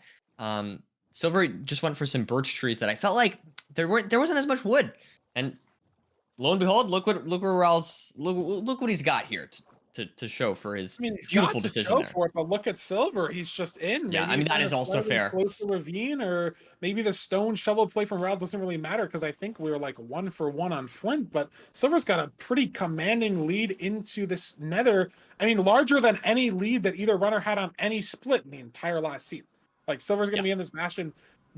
Not even that far ahead, like 15-20 seconds. But you look at last seed, and Silver might be dead in this bastion. 3 hearts. Oh my goodness. He's okay. He's okay. He's scaring us though. And that is a lot of time loss though for Raul to catch up here. It's time loss and it's food loss, Nerdy. And it's food loss when you think about Silver taking some drowning damage as well. I said it might not matter on the seed, but maybe it will. Silver on low food on the last seed might be on low food on this seed. Handling this much better as they're matched up. They're back to being like basically the same gameplay, maybe 1 second delayed from one another, you know? That's what I feel like I'm watching. I don't know if Raul fully got all the chests at the top, though. I saw he punched a pig and sort of went down really fast. I don't know if he got that single chest at the top. I don't think it really matters because you have to leave out of the top anyways, but it could matter if there's like a gold block in the chest. and you're looking for extra trades, right? Like 19 lobby, 20 lobby. Apparently, chat's saying he did. So thank you. Yeah, I mean, Ral just saved all that time back, and he's got a much better food situation as well. Let's see here. Only 5 pearls so far from these trades. I think we'll get more. We'll get some more soon. That'd be a funny ranked season, though. Just no. That would be crazy. Like normalization, but like no boosted rates or whatever. So you trade all the housing in playoffs, you get 2 pearls. Well, you couldn't get 2. You get 4 or something. That would be fantastic. You can get 2 in the new versions, Fiber. You can get 2 in the new versions. That is true. Random fun fact. We could do a 121 playoffs. that would be crazy. That would be crazy. These runners are so matched up. They both pearl hung and pyrite out of the exact same part of the bastion. That is amazing. I'm glad to see it. Landed. Oh my god, what's in this chest? What's in this chest? Oh, 2 LB, nothing important. Rao's pearl hang landed on the housing terrain, and Silver's in the lava here, so a little bit more micro time loss for Silverr. And Rao is Rao gonna enter the fort first? Yeah, I mean he entered the nether 15 seconds behind, I think, like ish, and he's in the fort 10 seconds faster. But is he in a good spot in the fort is the question. Digging through, and he does find a spawner right away. And Silverr, look at this. He's opting to pearl to the right, and this, what might look to be a better play because it's more open. First of all, it's a lava pearl, so that's terrible. But second of all, it's maybe not right next to a spawner. So could be a play that he thinks is better, right? Like you're playing more open terrain. You're looking for a better spot to play the fort. Could end up being worse because he's just farther away from a spawner overall. I am seeing lots of strays here, though. I wonder if we'll see Silverr play for more strays than Ral. As Ral gets a 4 spawn, though. So that's very good. I mean, this is... It's going to be interesting. Look at all the strays here for Silverr. I know. Silver's got a blaze behind him as well. He's got 3 more to kill at least on his screen. This big magma cube might give him some problems, though. And that's a wither skelly hit. And look at his food situation. Again, coming back to bite him. The storyline of this seed. How does he deal with low food? Where's that wither skeleton going? So many questions you have to ask yourself here. As Ral... And Silverr runs right into the wither skeleton once again. 3.5 hearts here. Ral's just minding his own business at the spawner. Unaware of the war that he's just chilling. Fighting. He's just chilling. And now look at this Silverr on a 3 heart, no food situation. Oh my god, there's a hidden blaze! Oh my goodness. Oh my god. It was a setup. The blaze at the end of the tunnel. Yeah, that was actually a bait. That was some crazy tech. Oh my god. The blaze at the side. Ka-chow! Backstab. That was crazy. That was a crazy strat. That was like a CS strat, like a CS Go strat. You know what I mean? I feel like that was crazy. It was a blaze set play, and unfortunately, it didn't work out for the blazes. But it did. I mean, they got a shot of damage in at least. That was good. They missed the knife kill. But Silver's still alive on 1 heart, though. It's just like, I mean, just like look at the difference. It's actually so crazy, the difference. Silver's on 1 heart. He's caved. He's Snowy Mountains caved. Oh no. What a disaster once again. And Ral is at full health, full hunger, not full hunger anymore. 2 salmon to spare because he's played this seed so perfectly health-wise compared to Silverr. Absolutely. Damage on every split, on every... like moving between the structures, in each structure, everything. In the overworld, Silverr has taken more and more damage, and the wood shovel has to mine not only the two dirt, but also the snow layer, and now he has to mine his soul sand back, all with the wood shovel. Every micro thing of the seed, Nerdy, is working against Silverr. Meanwhile, Ral, he's pearling to the stronghold cords. I mean, yeah, it's perfect terrain as well. Maybe these runners even have different strongholds. I don't even know. I mean, looking at the Nimbot, it doesn't seem like it. Silverr might be dead. Oh my goodness, he was able to clutch with the pearl. Ral doesn't have a great spike. He's fighting through the culling here, maybe. I don't like that either. But he had chunk borders on. It's big orange, Nerdy, but it's not big enough. And I love big orange. Ugly. That's big orange. Maybe too big of a big orange, but it looks like too big of a big orange. It's a spike in a world where he has none, Nerdy. So you might as well investigate it a little bit. As Silverr is once again 1 hit in the fortress, 2 hearts, no food. Big Ral is struggling here. I wonder, if Silver instant nabs this in theory, this could be a close match once again. In theory, it's scary too. It's so hard when you're in Ralph's situation as well. You know you have such a big lead. You know Silver's not even in the stronghold, but you start thinking about that maybe, and you're like, oh my god, like, why can't I find it? Yeah, it looks like Ral is not liking any of the spikes on his pie chart. It's gotta just be cold in a different direction. Let's see, does Silver get a spike? Let's see, in the same stronghold. We don't have a spike at all. He's going to commit to left. We know that Raul's been confused this way the entire stronghold. So unless it's somewhere that Raul missed, Silver's committing left as well. There's a spike there, but I don't know if he loves the numbers. Raul finds it. It's not left, so not looking good for Silver fans. Raul in the prime position to tie up this series at 1 apiece. We have a gold pick for Pearl Clip as well. Not even necessary. No pearls on the bar. Wow. So a little slow to the setup. Is it going to matter? Back 1 and 8. Choose your height. It's like a build your own 0 in a way. So he's just going to go to 92 here. Should have more than enough Raul time. Can finish this off. Speed bridges. Gets his bed in time. He has no arrows. Very good stuff. Tried to shoot the bow and started eating his salmon. But it's okay. You keep the dragon up. You have the beds. You have the lead by a lot of time, and there's just nothing Silver can do. Is Raul gonna die from the dragon? He's not. And that's seed 2 for you, Nerdy. It's another sub 10, but it's Raul taking it this time instead of Silver to even up the match. Oh yeah, it's just the food story. It's just the food story, I think, is what it is.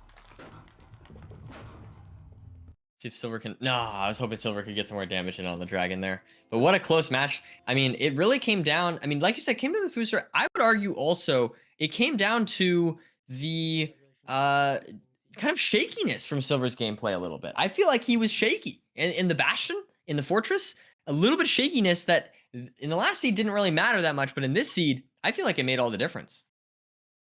Yeah, I mean, it's just taking a little bit more damage in all those splits, right? Like it starts small in the overworld, couple hearts, drowning, right? Raul, and maybe it's not the wrong play, right? Because he did get the BT faster. He's in the nether 21 seconds faster. Maybe some of that is due to Raul finding a farther ravine, right? Like there was a ravine that Raul was looking at the end of the seed in Spectator there that was like so close to the island that he missed.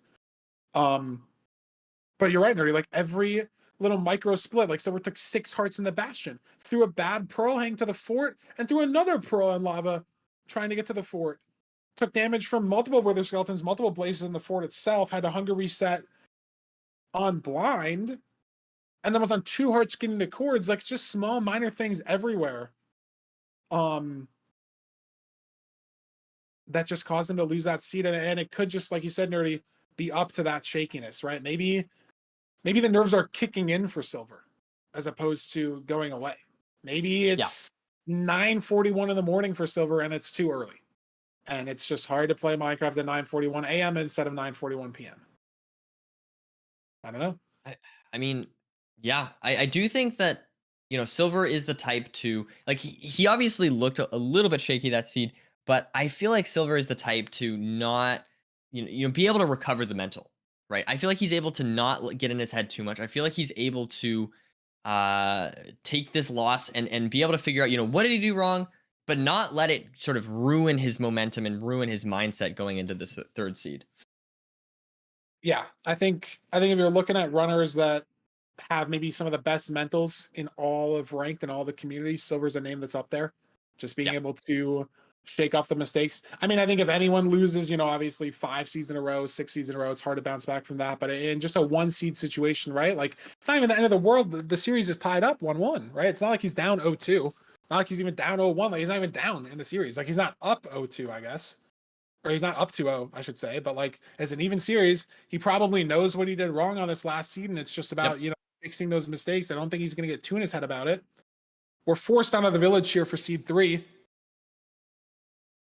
And this is some exciting stuff, Feinberg. I mean, I like villages. Honestly, my honest take. You ready for this, Feinberg? I don't know if you're ready for this. I'm ready. My honest take. These 3 seed types are my favorite. They're my favorite. I like these 2 bands. These 2 bands are based. These 2 bands are based. If you had to ban 2 seeds in ranked, is what you'd ban? Yup, If you can yup, like yup. build your own ranked cube. Okay, okay. Totally, 100%. I wouldn't even think about it. These are my favorites. I love villages for some reason. I don't even know why. They just feel nice and cozy. They feel cozy to me, you know. And It's OG. BT It's and OG. We didn't know about the BT and BT. BT and RP are just like they're so fast. They're so fun to watch. They're so fun to play. 35 hay bales from Ral, 6 hay bales from Silverr. What do you think? I like the carrots for Ral. That's what I like. That's what I It's like like. the- I'm a big like, fan of golden carrots. Probably like the most unimportant decision ever. You know what? No, we can go into a 5-minute rant about why this is really gonna make the difference, though. The 3 bread, the 16 yeah. versus 19 Yeah, bread. yeah. I think that's really gonna be the difference maker here, Feinberg.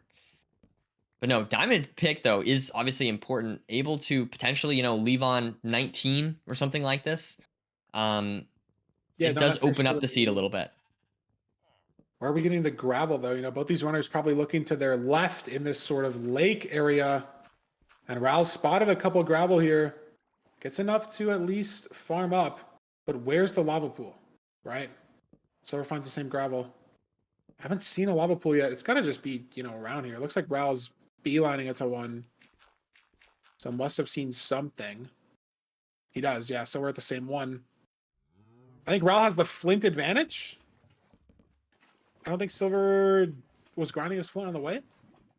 I mean, Ral's just built this portal in a better way in the first place either, so he's able to light it first. Oh, Silverr did grind his flint. No, yeah, he did. So we are just a couple seconds apart. A lot different from last seed, where Silverr was 15 seconds slightly ahead. farther bastion here, I think. As we do not see it immediately. Yeah, and look at this. Silver's going to be maybe it is there. Grabbing some blocks on the way to the bastion. Okay. Sort of like looking ahead, knowing that, we're going to have to bridge across this Crimson somehow. And look at this difference in terrain routing. Silver's going so far left here, it seems, as Ral's going a little bit more straight line to the bastion. Silver's going to have to hook really far right here, or maybe Ral's going too far to the right. So we're getting. I was just wondering. I might have been crazy. I swear I saw the fortress to the left, but I might just totally be misseeing that. But so there might be a fortress off to the left here for Silverr. I don't know. I mean, both these runners approaching the bastion, though. It is the same stables. I think Ral maybe just thought the spike was straighter than it was, or was just taking different terrain. But Ral has crushed the way that he took it. Has extended this 2-second lead to at least 10. And here we go. He should have armor. There we go. Puts it on finally. And it is stables, Nerdy. Your favorite bastion. Okay, well, let me be clear. I like watching it, not playing it. Okay, there's a big difference there. Okay, big difference. That's valid. There's a lot of things in life that you can like watching and not playing. Yeah. I'll take. Like football, I do not want to get tackled at all, but it's very fun to watch the Seahawks. I mean, you could play football and just not get tackled. If you, like a guy like me would. True. I could be a kicker or something. Yeah, that wouldn't let that happen. True. But anyways, we have triple the gap here from the middle rampart. Harassed by a baby Hoglin. Wow. Silverr taking a lot of damage here. Taking a lot, yeah. I mean, I find triple the gap from the middle rampart is hard. I don't know. I feel like it's hard to not take damage, but maybe I'm just bad. It is hard. I relate to Silver's struggle. It is hard to not take damage, and it is hard to make the pig's path the correct way as well. There's a lot of blocks you have to place to make them not get stuck, right? Because the piglins, they get mad at you, but they're not the brightest bunch. They will just path down in certain ways where they will get stuck, thinking they're getting closer to you, but in reality, they're getting stuck in an unavoidable or like a hole that they can't get out of. And so you have to block up a lot of things in middle triple compared to left or right triple the gap. And sometimes you just take more damage because of that, because you have to sit there, put those blocks down. There's usually a pig coming at you from the bottom up. It's annoying, but this is a big, not big food seed, plentiful food seed. Talking too fast. Can't think of the word. 17 bread for Silverr. That's the point, Nerdy. So the fact that he took 8 hearts in this bastion doesn't matter on this seed nearly as much as it did in the last one. Let's see here. So yeah, Ral is purling towards where I thought I saw the fortress. So yeah, I think the runners did see the fortress. Beautiful stuff here. I mean, Raul's out And so fast too. Ral is just out. Yeah, 1.5 hearts though. A little scary, but he's got 12 bread. He should be totally fine. Silver's Silver now out. pearling out as well. Just a few seconds behind. And if he pearls onto this spawner instead of just on the fort, I mean, Raul just got to the spawner. That's really the importance in the split, and he does have the health. Nearly that 1.5 hearts did matter a lot. Raul couldn't aggressively pearl to the spawner because he just didn't have the health in the moment. Obviously, he has the health in the future, right? Like he is only on 3 hearts right now, but he's got 10 bread, so he's gonna have the health in the future. But it's the in the moment situations, right? He couldn't pearl directly onto the spawner. He had to run to it. Silverr is able to pearl onto it, and now it's a lot closer than it looked from entering the fort to entering the spawner. It is a lot closer, and you know, the pearl's decisions are very important. Like if you throw a pearl slightly one angle, you change that angle just a tiny bit, and it can put you much closer to your target destination. That's something I've been learning from zeroing recently, is how important the pearls can be. True. Yeah, and also the hesitation between pearls is something that I do a lot. Not even just with zero, just in general. But I noticed that you can save a lot of time just by not hesitating as much. And yeah. True. Okay, Meanwhile, we have interesting thing I've noticed about this seed nerdy. Silverr has 12 obby after building his portal. Raul has 9. We do have a diamond pick, like we mentioned earlier, so he can mine this obsidian, but it's a 10-second unavoidable cutscene that Raul's gonna have to deal with. And if there's not great overlap, that's a lot of time. In a seed like this, these runners this close, and big decision, Raul's leaving the eyes. wow. And it might be Interesting. because he has to mine the obby, so he has some time to, overlap the spawning. Yeah, no, you're totally right. I think you're completely correct. Cycles, like, I don't know. I don't know. Yeah, totally didn't notice that. That must be why. What happened? Silver's got an extra stray, so he's leaving. Raul has to kill these blazes, and Silver's ahead now heading to cords when he was behind entering the fort. Oh wow, so that decision from Raul is costing him a lot here potentially, as now Silverr is building his second portal. Raul just a few seconds behind here, maybe 10 seconds or so. I think he's pulling over to the gravel soon. Is there big orange for Silverr? There's an orange, but it's a mine shaft. This is ugly. I think I like this bottom right spike though. I like this bottom right too. I'm with you, Feinberg. I'm with you. Oh, Silver's not with us though, Feinberg. Well, the stronghold's not with us. I think it's the problem. He likes the direction, but it's not taking him there. And he doesn't hear it in the wall either. Raul looked to be at the same chords. Maybe a couple blocks off. Maybe a little too low. Oh no. He's digging down in the wall, maybe?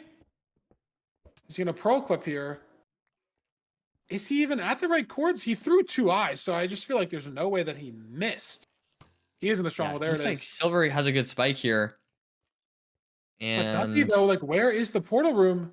Does he hear it? Oh, it's got to be around here. That spike looks so good to me. I mean, look at Raul, though. Where's Raul headed? That end. Can Raul instant nav it? I don't know. Can he do what Silverr did to him on seed 1? Is it up here for Silverr? Does he like this direction? Oh, I think he does like this direction. There it is. Crazy a 4-eye. Crazy stuff here, indeed. Round 1 and 8. Another build your own 0. Are we going to go to 97? No, just going to commit to 92. Standing. Oh, and this should be an easy 0 here for Silverr. Let's see if he can make it happen. Gets the crossbow ready. Dragon doesn't break the bed. He's got the height. Looks solid. Second bed looks solid. Third bed. Fourth bed as well. Does he get the double bed? He does indeed. And Silverr closes out the seed. Feinberg, it's exactly what your analysis was. It really came down, I think, to just that decision with the obby. Yeah, I mean, it gave Silverr the lead into the stronghold, and it is a very big nav situation as well, right? Like, Raul still hasn't even found the portal room. Just very wacky, mineshaft nav, testing different skills than just preemptive. And Raul did also miss as well, maybe just because he built it a little too high, snapped him with the cave. True. Silverr was building it on lower terrain. But he was at chords first. after being behind into the fort by 14 seconds. I mean, not all of that 14 seconds. If you look at like enter spawner as a split instead of enter fort, Silverr was a lot closer, but it comes down to that Obsidian play and Rao leaving 2 eyes from the measuring as well, and then leaving the Bastion on 19 obby, you know, maybe left just a couple trade cycles earlier, or didn't get a chest that Silverr got, right? In stables, could have just been a 4 obby chest that Silverr had as well. Maybe just some slightly cleaner movement from Silverr, I would say. Hesitating less with the pearls, like I said. Also, just kind of, I don't know. He seemed like he was confident in that seed, which is exactly what we were worried about in that, from that seed 2. You know, maybe losing a little bit of that momentum. But it seems like this seed, Silverr, despite being behind a little bit, was able to claw back and look confident in this 3rd seed here, Feinberg. Yeah, I mean, that's what you need if you're a Silverr fan, a Silverr enjoyer, just being able to play that seed consistently, not faltering under the pressure. You know, it's sometimes really hard in ranked to know, like, oh, I'm behind entering the Nether. I'm still behind entering the Bastion. I'm still behind entering the Fort. Like, you're playing so well. Like, you can only play the seed so fast, right? Like, you have to get the pearls from the Bastion. You have to get the rods from the Fort. Like, you can't play better than perfection, right? And so if you play the best you possibly can and your opponent is just still ahead, it's really hard to somehow push past that with your mental. It's hard sometimes to be able to stay focused in the seat and know, like, okay, I can maybe still make it up on the next split. I can maybe still make it up on the next split. And Silverr kept that mental. And he did. That's what he did. He made it up in the stronghold, made it up tenfold on the nav, and takes a 2-1 lead in the specify, Nerdy. Can Ral bring it back? What seed are we picking? Back to the BT. Yeah, I thank you, Ral. Just once again, great pick. I mean, I prefer watching the rune portals, but I can understand, you know, the buried treasure. He won that seed, of course, and he wants to go to a place where he's comfortable as we enter the seed 4. Fiber, any predictions? Who do you think is going to take this? Who's going to take the seed? Nerdy, I want to see a game 5. You want to see a game 5? Of course. Of course. Well, I didn't say who's going to win game 5. I just said I want to see a game 5. Okay. No, that's fair. That's fair. But, you know, that is fair. I mean, Ral is playing very well today. I mean, I feel like these seeds are not like Silverr's just totally dominating the seeds, you know, or Ral on his win. I feel like it's just been such a back and forth. It's been a fantastic game so far. So I hope we continue that into this buried treasure seed. Exactly right, Note Amy. Both these runners been so close into the stronghold, or at least into the blinding split on every seed. A lot different from the first match that we saw today. Can they keep it up here? Are we going to see some more cinema? And looks like the runners just fine in the BT here. Maybe Silverr slightly ahead, but not by much. Silverr was going for a terrain spike for the BT, and it was on like 8-12, and so we had to go to a different terrain spike for 9-9. He was at the chunk a little faster, but that happens, man. That happens. I saw it too, Silverr. I saw it too.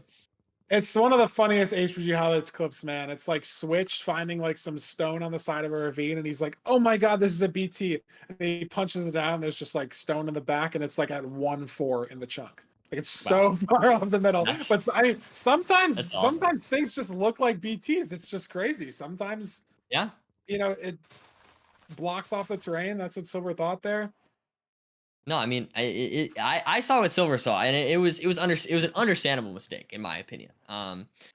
As now both runners here, maybe Silverr 1 second or 2 seconds ahead, as couple they seconds, now if that. get their crafting. The portal build. Let's see here. Any time save here for Ral? Now both runners just building very fast. And we're on the Bastion almost. Very fast spike. There is the chalice in sight here. Let's see how these runners route here. I don't think. I mean, you just go to the chalice. It's just how it goes. We have the leaves, 44 of them for Silverr, 31 for Ral. I think Ral's got some birch leaves as well if he needs. Using a door, very nice. I mean, it's important, right? You need some blocks for DK or right side triple, whatever route you're doing in bridge. You need blocks. That's the. It looks like Ral. maybe missing a few blocks here compared to Silverr with 26. I think he's got some birch. And Silverr has a guy on him. He's built up a little staircase for them. Oh goodness. This is oh, not goodness. good. This is just Sword time loss. Piglin on the chalice. This is not Yeah. where we're supposed to be trading if we're Silverr. And yeah, I mean, he's got an early pearl trade though. It shouldn't really matter. But if there was like the fort behind him, it could be a very interesting situation. Oh my god, I'm scared for Rao. This Rao is always scary. He's doing. I don't even know the name. I don't know the name. His leaves are burning. Oh my god, he has to get out the fire. Dude, the fire's still there. Oh my god. Oh my god, the fire's back. I think it's on the back of one of the leaves. He's doing like Dude, I don't even know the name for this strat. I mean, Silver's having some issues of his own as well. Baby Hoglin. We're also doing some sort of pivot. I just don't even know the name. But this is a beautiful route that I've seen new. I just don't even know the name. I don't know. Completely different trade spots for both these runners. Oh my god, Silverr. Oh my god, Silverr. 1.5 hearts in the Bastion. Fell off the triple. Or the single. The rampart. Whatever. I don't even know what's happening. Scary stuff here for Silverr. I mean, Bridge is overwhelming me, Nerdy. We have to go back to housing. We have to go back to housing. Yeah, true. No, I'm with you, Feinberg. Bridge is brutal, man. It's a brutal Bastion. You know, the hardest of them all. No, I will say the Hoglin can be annoying sometimes. All right, that's my take on Bridge. Yeah, I mean, look, Ralph's still dealing with his baby Hoglin. Silverr, I think that might have an adult Hoglin near his trades. No, and I don't blame them. Those Hoglin guys, they're tricky, look at bro. Silverr's got an adult Hoglin. Wow. Up to kill it for food. But it's like, is this piglin gonna steal some pork chops? Is he gonna kill this piglin along with it? Like, Hoglins are so stupid sometimes. Gets the food. 3 pork chop. It's big food. Gets the pork chop. The high cholesterol pork chop. I hope we learned what that meant from last time, Feinberg. I didn't look it up. Okay, it's okay. It's fine. It's fine. It's all good. It's all good. I didn't know it was gonna be on the test. It's. I mean, I did mention it to you on the study guide, but it's okay. I know it's something to do with the heart, but I don't really know what. That's okay. It's not. It's totally fine. It's totally fine here. It's a lipid, Feinberg. There you go. Oh, that really helped me. That really helped me, Nerdy. Okay. Now it clicks in honestly, my head. That was not helpful. I realized I didn't know, but now you said that it's a lipid. I get it now. Thank you. No, honestly, that is just like useless. I don't even know why I said that. Okay, we need to focus back on the seed here, Feinberg. We've got a lava all over that spawner, so he's gonna have to go to the second spawner here for Ral as Silverr now pearls, and Silver's just behind. I mean, I think it just came down to that shakier route. It's the route difference and the damage difference as well, right? Like, not only did Ral play a route that I think is better in the situation, Ral also didn't take nearly as much damage or have as much struggles. And look at this, he's able to kill a Hoglin. Oh, maybe. No. What's going on? Lava. He's lava bucketing the Hoglin, and it's spilling down, and it's carrying a blaze with it. Oh my goodness. There is issues what is happening for both runners throughout these seeds. Throughout this seed.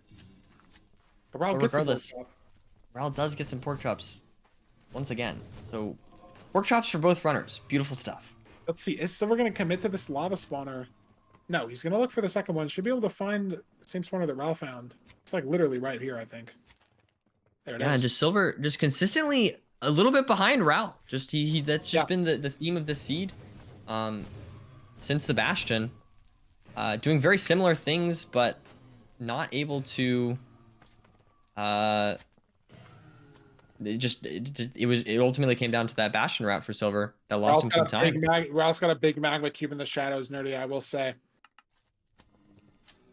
That is Ral has a big that is scary. Lurking in the trees. Where did he go? Where is it? Oh, I see it. I see it. I see it. Well, he's trying to make his way over. I know magma cube. Where is he? Magma cubes are some of the dumbest mobs in the game, so hopefully this magma cube can't figure out how to get around this tree. I think there's a good chance. I think he'll be stuck there for a while, but it's a scary situation. He's caved. No, he's not caved. I love ranked. That's something you don't see every day. The half cave. They just want to mess up our commentary. That's what the cave wanted to do. As now we have the measurements coming out. And Silverr, I mean, again, Nerdy, it's a story of the series almost. Look at the food situation. He killed a hoglin as well, and he's hunger resetting in the overworld still. Oh man. What is happening to Silverr today in terms of food management? Yeah, it's just not his cleanest seed I mean, he's whatsoever. got one cod, but I guess the hunger reset makes sense if he was so low, right? Can use this cod to get to cords. Maybe has to hunger reset again in the portal room. But Raul's off.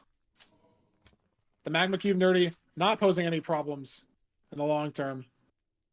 As Raul is making his way to cords. He's got gold picks as well. So shouldn't be any way for Silverr to make up a ton of time unless this terrain decision is awkward. Raul doesn't really know where exactly he's going. Trying to make the best decision. This could make a big difference here. We'll have to see if Silverr maybe chooses different terrain. But I mean, yeah, Raul just playing the seed very cleanly. Good stuff. Oh my goodness. Not able to get the pearl off, so takes a lot of fall damage there. And he's found some open terrain. He's just so ahead as well. Like, even if Silverr finds the open terrain so quickly, like, Raul still has gold picks, and Silverr still needs rods. Maybe now just... It looks like Silverr... I think those... Yeah, unfortunately, I think Silverr just got his last rod as you were saying that. But it looks like Silverr might be taking a different route here. Yes, it's a lava not pearl. having to dig as much, potentially. Is the terrain going to open, though? Yeah, I mean, he does take way better terrain here overall, and it's going to save him some time, right? So if the nav's weird, right? Like, it's possible that this time can matter. Totally. And look, he's building his portal. Couple big oranges. That was a big time save. It's a massive orange for Raul, and this could spell bad if you're a Raul fan, because if you're ahead in the stronghold, you want one good spike, and that's it. Right. And Silverr fighting for these spikes as well. It could just be a situation where he might just find the better pathway. And they're both in the exact same part of the stronghold right now. Looks like Silverr likes this direction still. Who's going to find it first? Silverr loves this spike. It's a beautiful spike, in fact. But is it a bait spike is the question. Can we actually get there? Is it... Absolutely might be. A zombie spawner? Where are we going for these runners? Raul's on 1 heart. No bed in the inventory. Hotbar, I should say. And where are we going? Where is this nav? Raul has 2 bread. Is he going to eat it? No. Both these runners just methodically clearing the stronghold. So scary. Silverr on 4 hearts. He's committing left here. He has an okay spike scaring me. Right, and he finds it first. And Silverr finds it first. Saving time on the Oh nav. my god. A difficult stronghold once again, and Silverr able to find it first, making up all of that time. Can he hit the 0? It is buried. 57. Hits the pearl clip off. This looks like a doable tower. What's he going for, though? It's a side setup, though. It's front 103. He's going to get a 94 here. I don't know how many explosives we have, but this is a side setup most people practice a ton. And he gets the first bet off. Raul in the portal room. But if Silverr hits the 0, it's game over. These beds can be tricky on this side setup. Let's see if Silverr can make it arrows work. For the double bed, but Great stuff. Anchors as well. He just has to not die anchor. to the dragon. And he gets the death, gets the dragon kill, doesn't die. Shaky on that anchor, but he gets it done, Nerdy. And Silverr takes game or seed number 4. What a phenomenal game. Yeah. Silverr, 3-1 lead. Great stuff. I mean, Raul played very well throughout. I mean, ultimately, this really came down to strongholds, I feel like. Yeah, and it's a little bittersweet maybe for Raul. The nav, obviously, Silverr did something better. He finds the portal room first after being in the stronghold second. But when you're in a stronghold like that, where there's such a big orange spike, cave spider spawner, skeleton spawner, all that stuff, like sometimes it does just become a little bit more random, and I'm not trying to discredit Silverr, right? Obviously he finds the portal room first. He makes up so much time on that terrain nav, right? Entering the fort so slow and getting to the stronghold just barely behind. But it's sometimes hard there, right? Because in maybe a majority of strongholds, you just get a clean preemptive spike and then Raul's in the end first, and we're seeing a game 5. Yep. It's just something. And even in strongholds like that, maybe Raul just decides to go left a little bit earlier than he does, and he takes that lead with us, and then we see a game 5 as well. So it's hard. It's hard on the mental.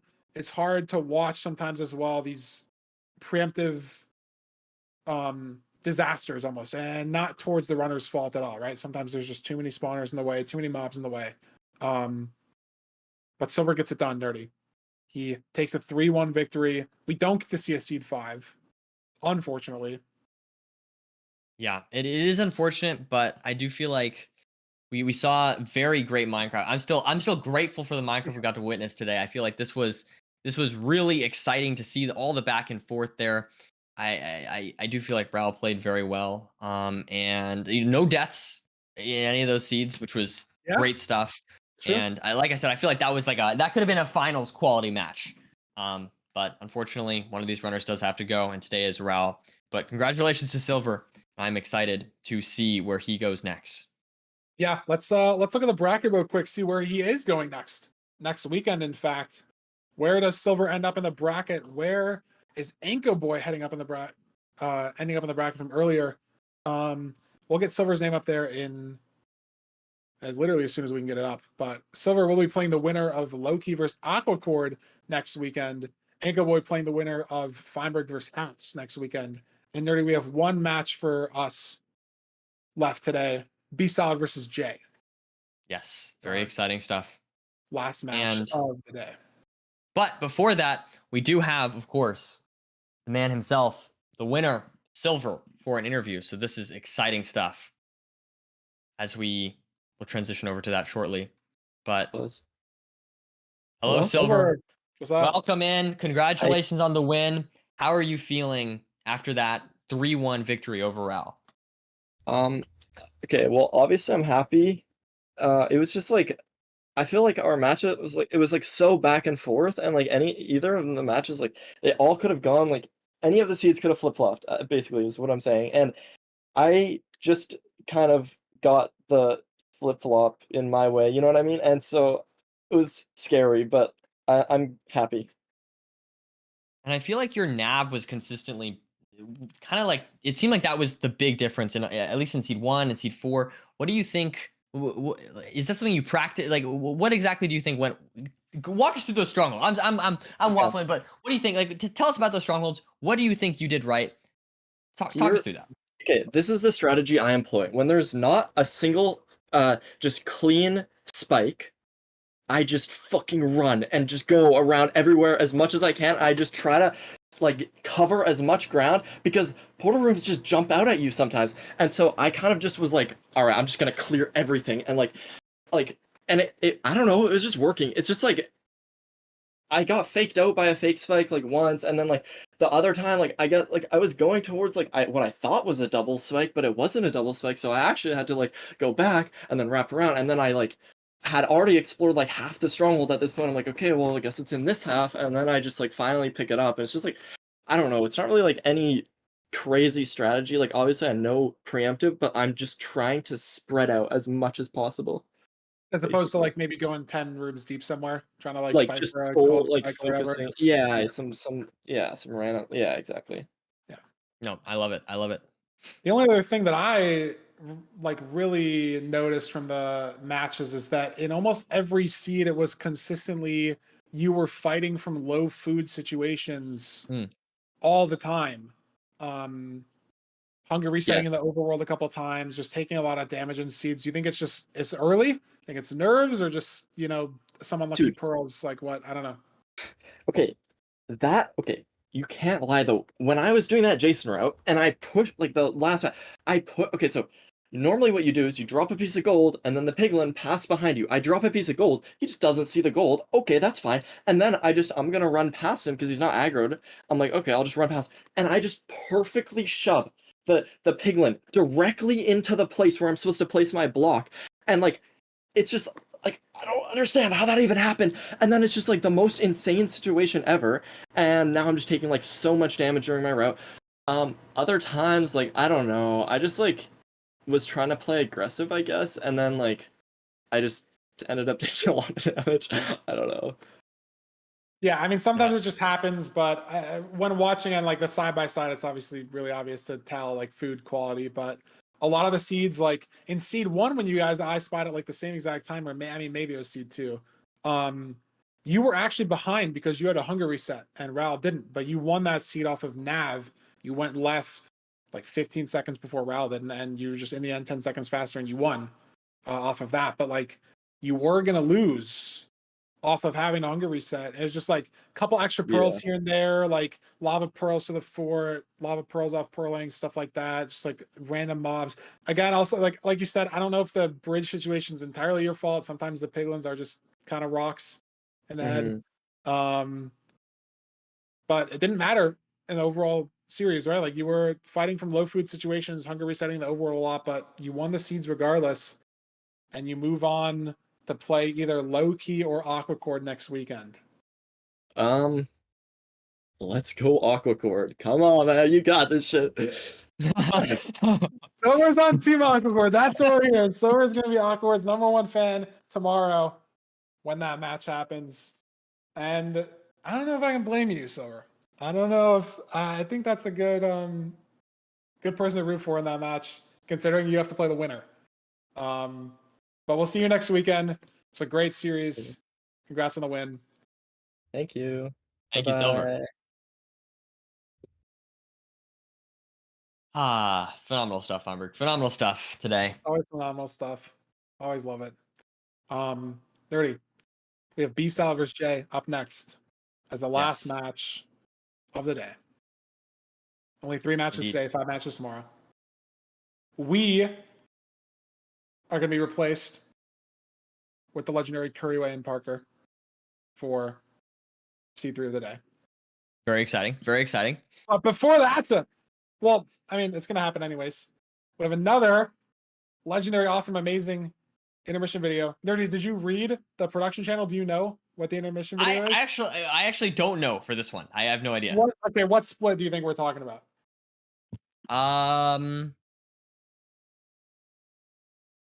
Buried treasure. You're very far off. It is somebody's explaining the fortress, Nerdy. Who do you want to talk to us about the fortress? If you get this right, I'll be impressed. Just because like there's a lot of runners to guess.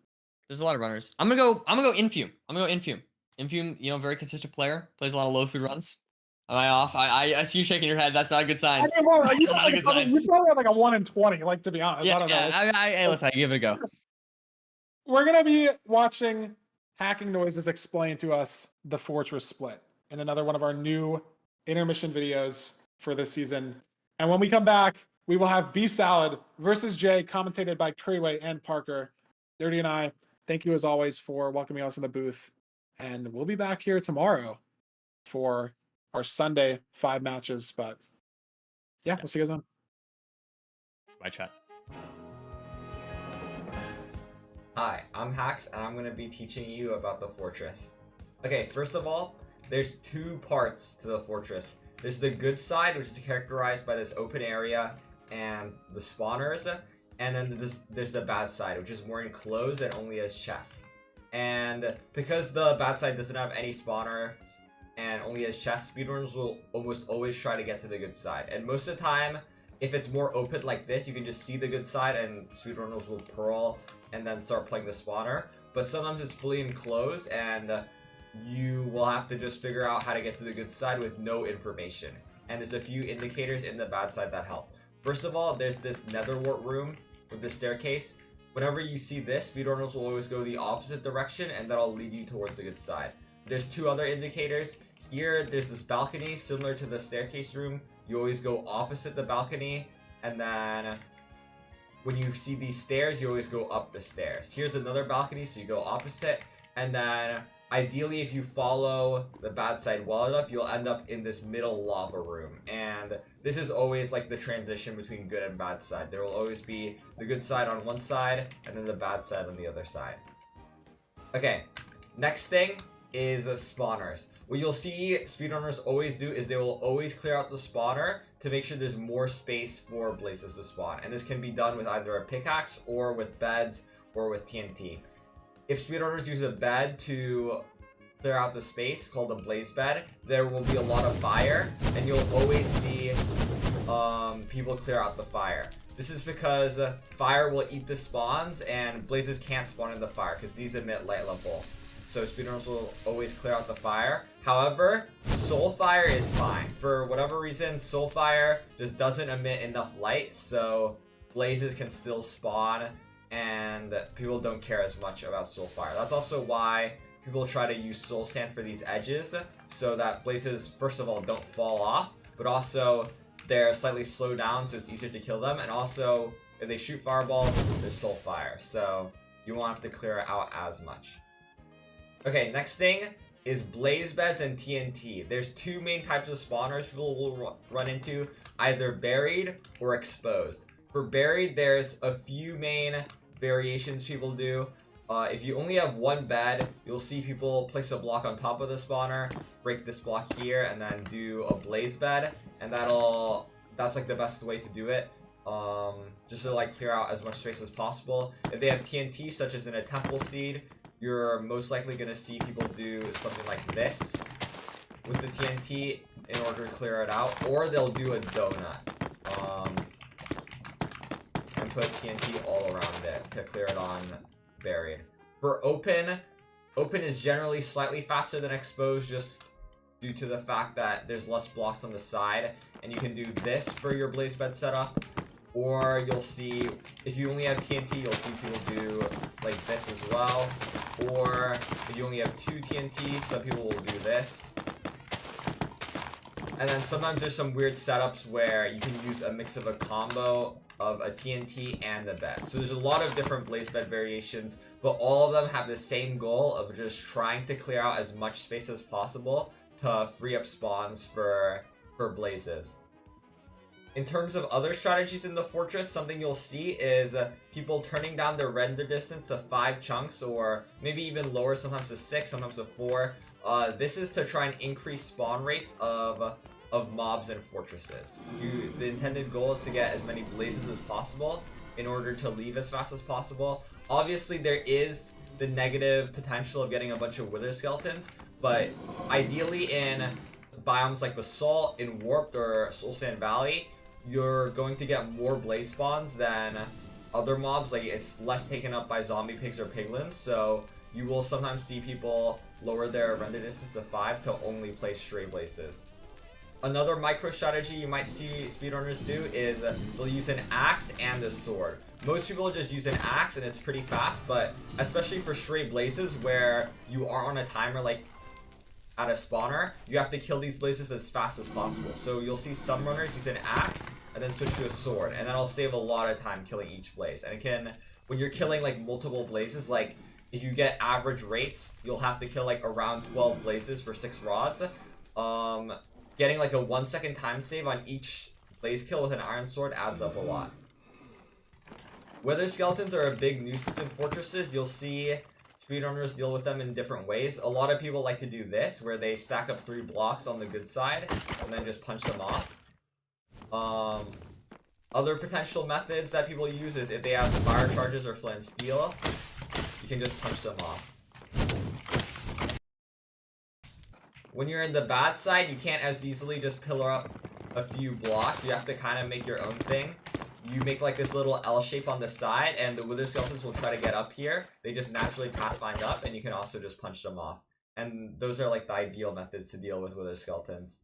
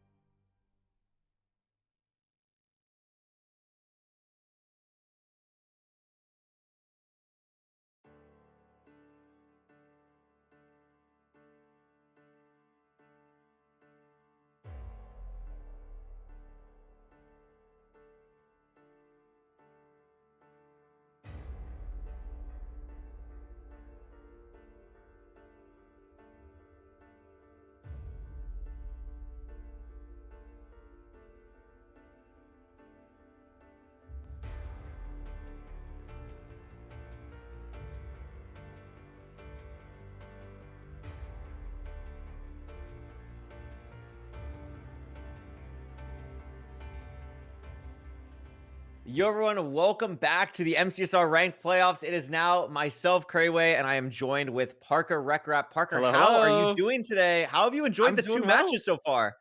I really liked the last match. I think that was really close. We had a lot of interesting things to talk about. I think strongholds were deciding factor there. Just two great players. We got one more match today. I don't know. I'm a big fan of ranked in general. Absolutely. I mean, Um, honestly, I was kind of thinking the same thing. Like, I woke up today and I was like, it's ranked playoff day. Like, it's just, Mhm. it's one of those things. Like, the sun is shining. I Mhm, hear the mhm. birds chirping. MCSR Ranked Playoffs is back. We had 2 great games, especially the last one. Really, really high level gameplay, and we're gonna see some more high level gameplay between BeefSalad and Jay today. Parker, what are your initial thoughts on this matchup? We have BeefSalad, Mhm. an MCSR ranked veteran, a playoff veteran, Yeah. arguably plays the most. I mean, it's between BeefSalad and VStrid who have played the most ranked between a single person. And then we have Jay, who's much more known for being just incredibly, incredibly fast. I mean, they have a sub 10 ranked average time. Yeah, 100%. And I think that sub 10 ranked average is one of the most interesting things because Jay in the last season had actually, do you know this stat? Do you know what his forfeit rate was?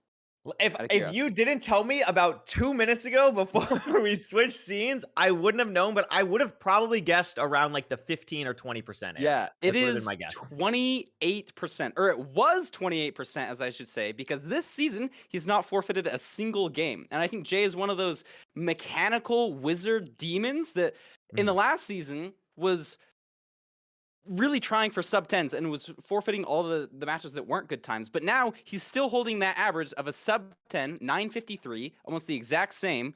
But he's not forfeiting anymore. And he's a mechanical demon. Like, he is a scary player. This is his first playoffs. I think this is going to be a very good matchup for BeefSalad.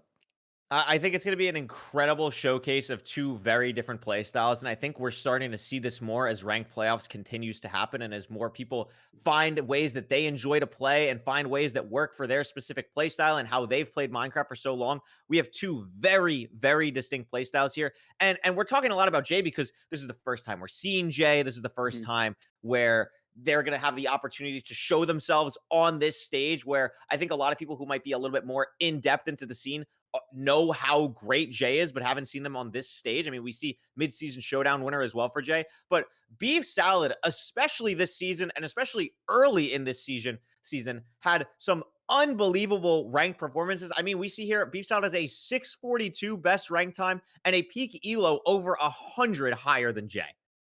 Yeah, 100%. I'm super pumped for this.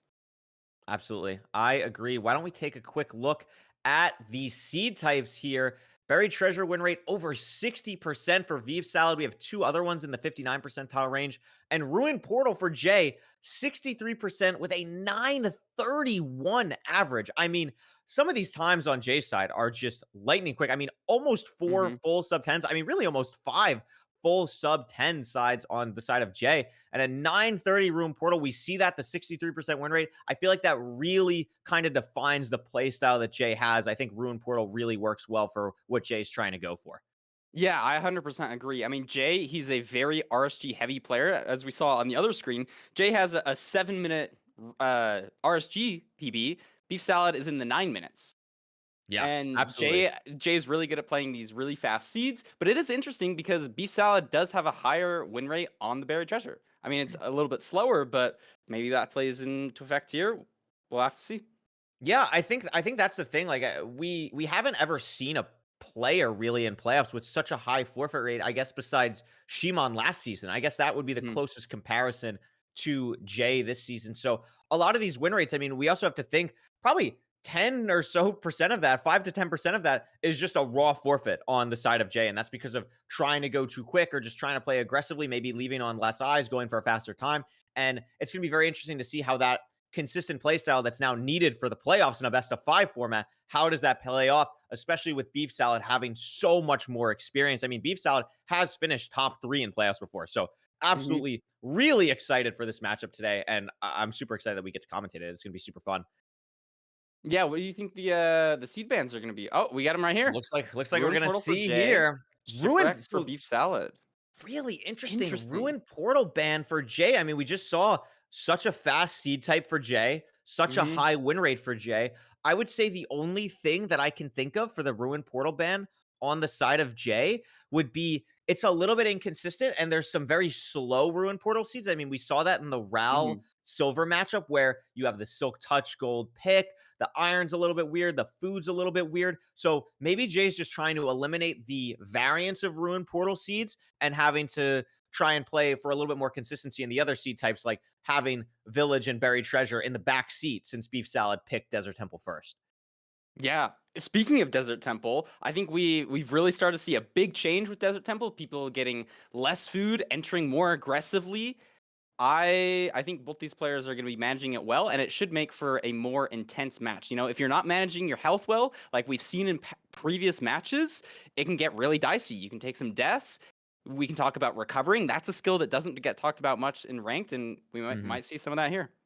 Yeah, I mean, recovering's a great point because you think of someone like BeefSalad who's played so many games and been in so many situations. They're going to know how to get out of situations. If they die, what's the quickest way to come back? I mean, we saw a phenomenal recovery from Oxy earlier that almost ended up paying off. So I think that's something that BeefSalad can absolutely have in their back pocket. And I think the Desert Temple pick first makes a lot of sense. It is a seed type with a lot of variance. Like maybe there's a notch, maybe there's like no golden apples, maybe we're just chugging rotten flesh the whole time. And with the new kind of meta that's evolved around the Desert Temple seed type with so much less food, that is something that kind of plays into a similar reason of why Jay did ban Ruin Portal. So I really like this seed pick and ban from BeefSalad. I think it favors them a lot, but it could also be playing into what Jay wants to do in games 2 and 3. So we'll have to see, but I think this is a really good starting point for BeefSalad here.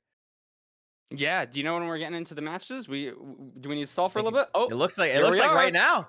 It looks like right now. Here we go. The first matchup in this best of 5 between BeefSalad and Jay. We're gonna see here Temple right off the bat, a little bit far from trees. Looks like there's nothing immediate behind them, no lava pool, nothing like that. And thankfully, unlike the Anco Boy Oxy game, it doesn't look like anyone's going to deal with a skeleton in the temple here to start. So we'll just see what the loot gives us here.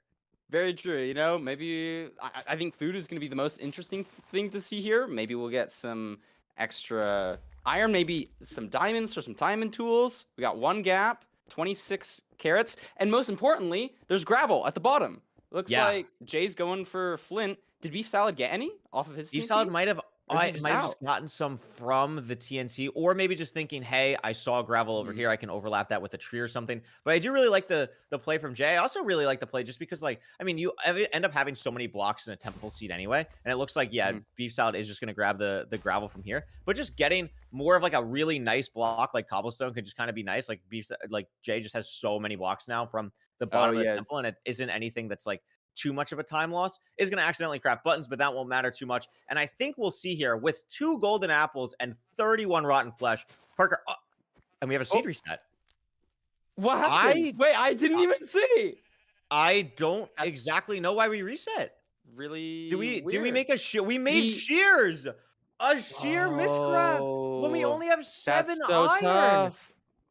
Oh, that's a disaster. Already building his portal. Like this is a really solid enter for a Desert Temple seed. That's really bad for Jay.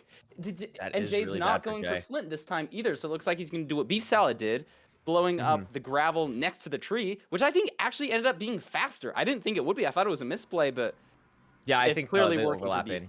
The overlap of the TNT was really nice. I think BeefSalad also ended up at least killing like 1 sheep potentially too. So at least getting that, having a little bit more food, especially in a situation, has 2 mutton in the inventory, where normally it's a situation where, you know, you don't want to waste that time or anything. And obviously BeefSalad doesn't know this yet, but surely by having Jay not have entered, BeefSalad knows that something is up. And now having that 2 extra mutton to be a little bit more careful, have a little bit more food later on, could really make this game be incredibly out of reach for Jay. Just not even 2 minutes in. I mean, barely 2 minutes in. And now Jay's pushing pigs.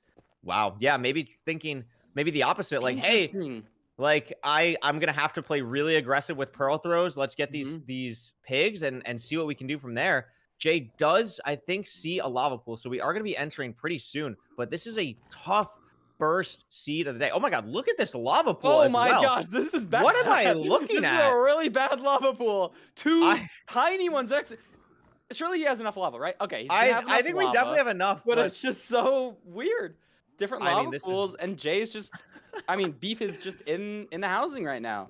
Yeah, It might already be over.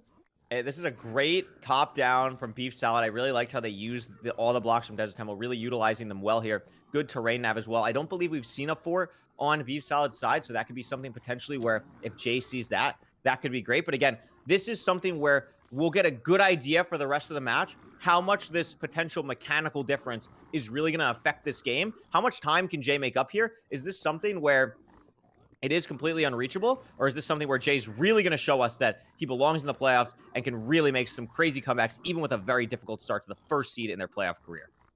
I think the mechanical difference is an interesting point because I don't think there really is that much of a mechanical difference. I think BeefSalad has currently the world record on the crafting practice map. He's been absolutely grinding recently. I think he's been like drag clicking more recently too. He's an expert butterfly clicker. I think the biggest difference between these two players is Jay is very heavy RSG focused. He's a lot more used to dealing with risks and knowing when to go for the high roll plays.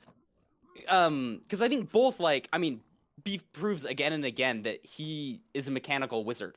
And so I don't know how much of a difference there is there. That's a good point. I think more so maybe it's like the hesitation almost, like where it's something where you watch someone like Loki, where it's just like they could make a misplay, but they recover so quickly in like an RSG sense that it's like that you don't even recognize that it was something incorrect. And it's just that is something that I think Jay plays very aggressively compared to someone like BeefSalad. And that could be what's needed to get some time back here. But we're seeing as BeefSalad's leaving the fortress, not the greatest pearl throws. I believe still has the mud, at least is going to eat a gapple now. But I don't see the fortress on their screen. I mean, obviously they do have plenty of time here, but assuming that Jay is able to get out of here relatively quick, I mean, Jay, hopefully BeefSalad sees the fortress soon. I haven't seen it even on the wide macro. Oh, there it is. Or is that it? Oh, and I'm not. Oh, yes, it is. Yes, it is. Okay. So I think it is. Is it? Yes, we're going to pearl the spawner. We are here. Good recovery, but that is about a 10 to 15 second window of some tough pearling in that lava where potentially Jay can make up a little bit of time. And remember, he grabbed some pork chop early, already down to the last one, and is leaving, overlapping crafting here while absolutely shredding pearls to this fortress. And all of a sudden, if he gets to this fortress and handles his terrain a little bit better, I mean, has to pearl a little bit blind here in honestly a bit of a similar situation. Yeah, like right under this awkward overhang. Looks like he's dealing with it a little bit quicker than BeefSalad, not swimming up all the way, playing more aggressively. He's still got the 2 gaps, should be fine. But Beef is in the fort with 3 rods, pre-crafting. Jay, I thought Jay was making up time, but I'm not so sure now. Still hasn't seen the fort. Another pearl into the lava. This is looking real bad for him. Meanwhile, look at all these blazes on the other screen.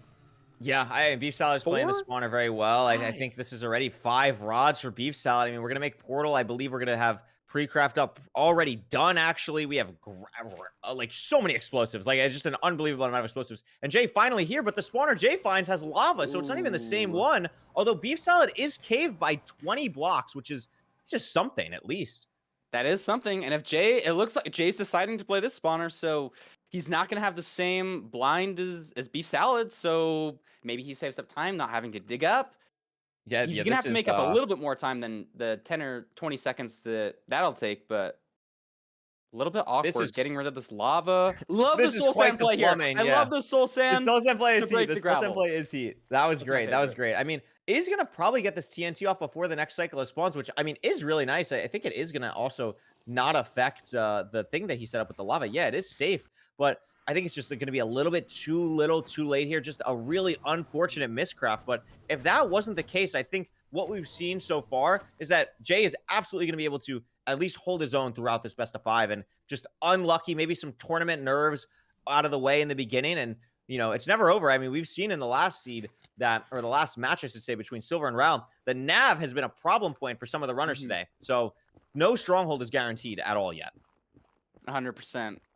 We got BeefSalad going down to 37. Love that Y level for building your portal. A little bit different than the 40 that people have previously done. But if you're ahead, 37 is the best Y level to build at. Yep. In the stronghold. Scanning. Great spike. It's like a pretty good spike there. Maybe a little hard, but I think this is probably good. We got a library. Yeah, I think it's going to be to the right here, and it is very standard nav for BeefSalad. This is going to be a great time. I mean, sub 9 pace on this first seed temple. We have a bunch of stuff. We still have a Gapple to eat here. We have Yeah. all of our explosives absorption ready hearts. to go. And I mean, this looks like a pretty standard back 0, fully open terrain. And assuming there's no disaster going to 95 here, it looks like seed number 1 is going to be wrapped up for BeefSalad on the 0. Oh yeah, plenty of time. They're an entire cycle early, has the crossbow, has 2 extra anchors if he runs out of beds. Solid damage from the double bed. I mean, Jay is purling to cords, but I think it's just over. Yeah, I think it's going to Clean be too 0 little, too from late. Beef. Great job. Sub 9, first seed. I think this really showed the experience that BeefSalad has. I mean, this is just another day in the office. I don't know exactly what number playoffs this is for BeefSalad, but it's at least Beef's 3rd or 4th, I want to say. Maybe we get That sounds about right. fact check. It's something like that. Maybe so, even a little higher. We're in, yeah, what, maybe even 8, higher. Maybe 7 5 now? or so. But that's going to be an 843 completion for Mhm. BeefSalad on this first Temple seed. Really nice start for the higher seed in this match. I think it'll be interesting to see, like, did Jay claw back time during that match? Did he lose any? It looks Oh. like made up time into the fort, but wasn't in the stronghold as fast. So still a little bit up in the air. I think the finding stronghold. I think Beef did portal out. Like, I think really what that is that Oh, like it's finding 20 stronghold. seconds I thought it was found stronghold. My bad. Yeah, finding strong. No, you're good. I think what it is really is just Jay having to deal with that lava that BeefSalad didn't have to deal with. So that situation kind of just made it a little bit more awkward in that split. Plus, like, finding stronghold's always a little bit awkward because it's like, how many rods are we blinding with? So, I mean, 15 seconds from enter nether to fort.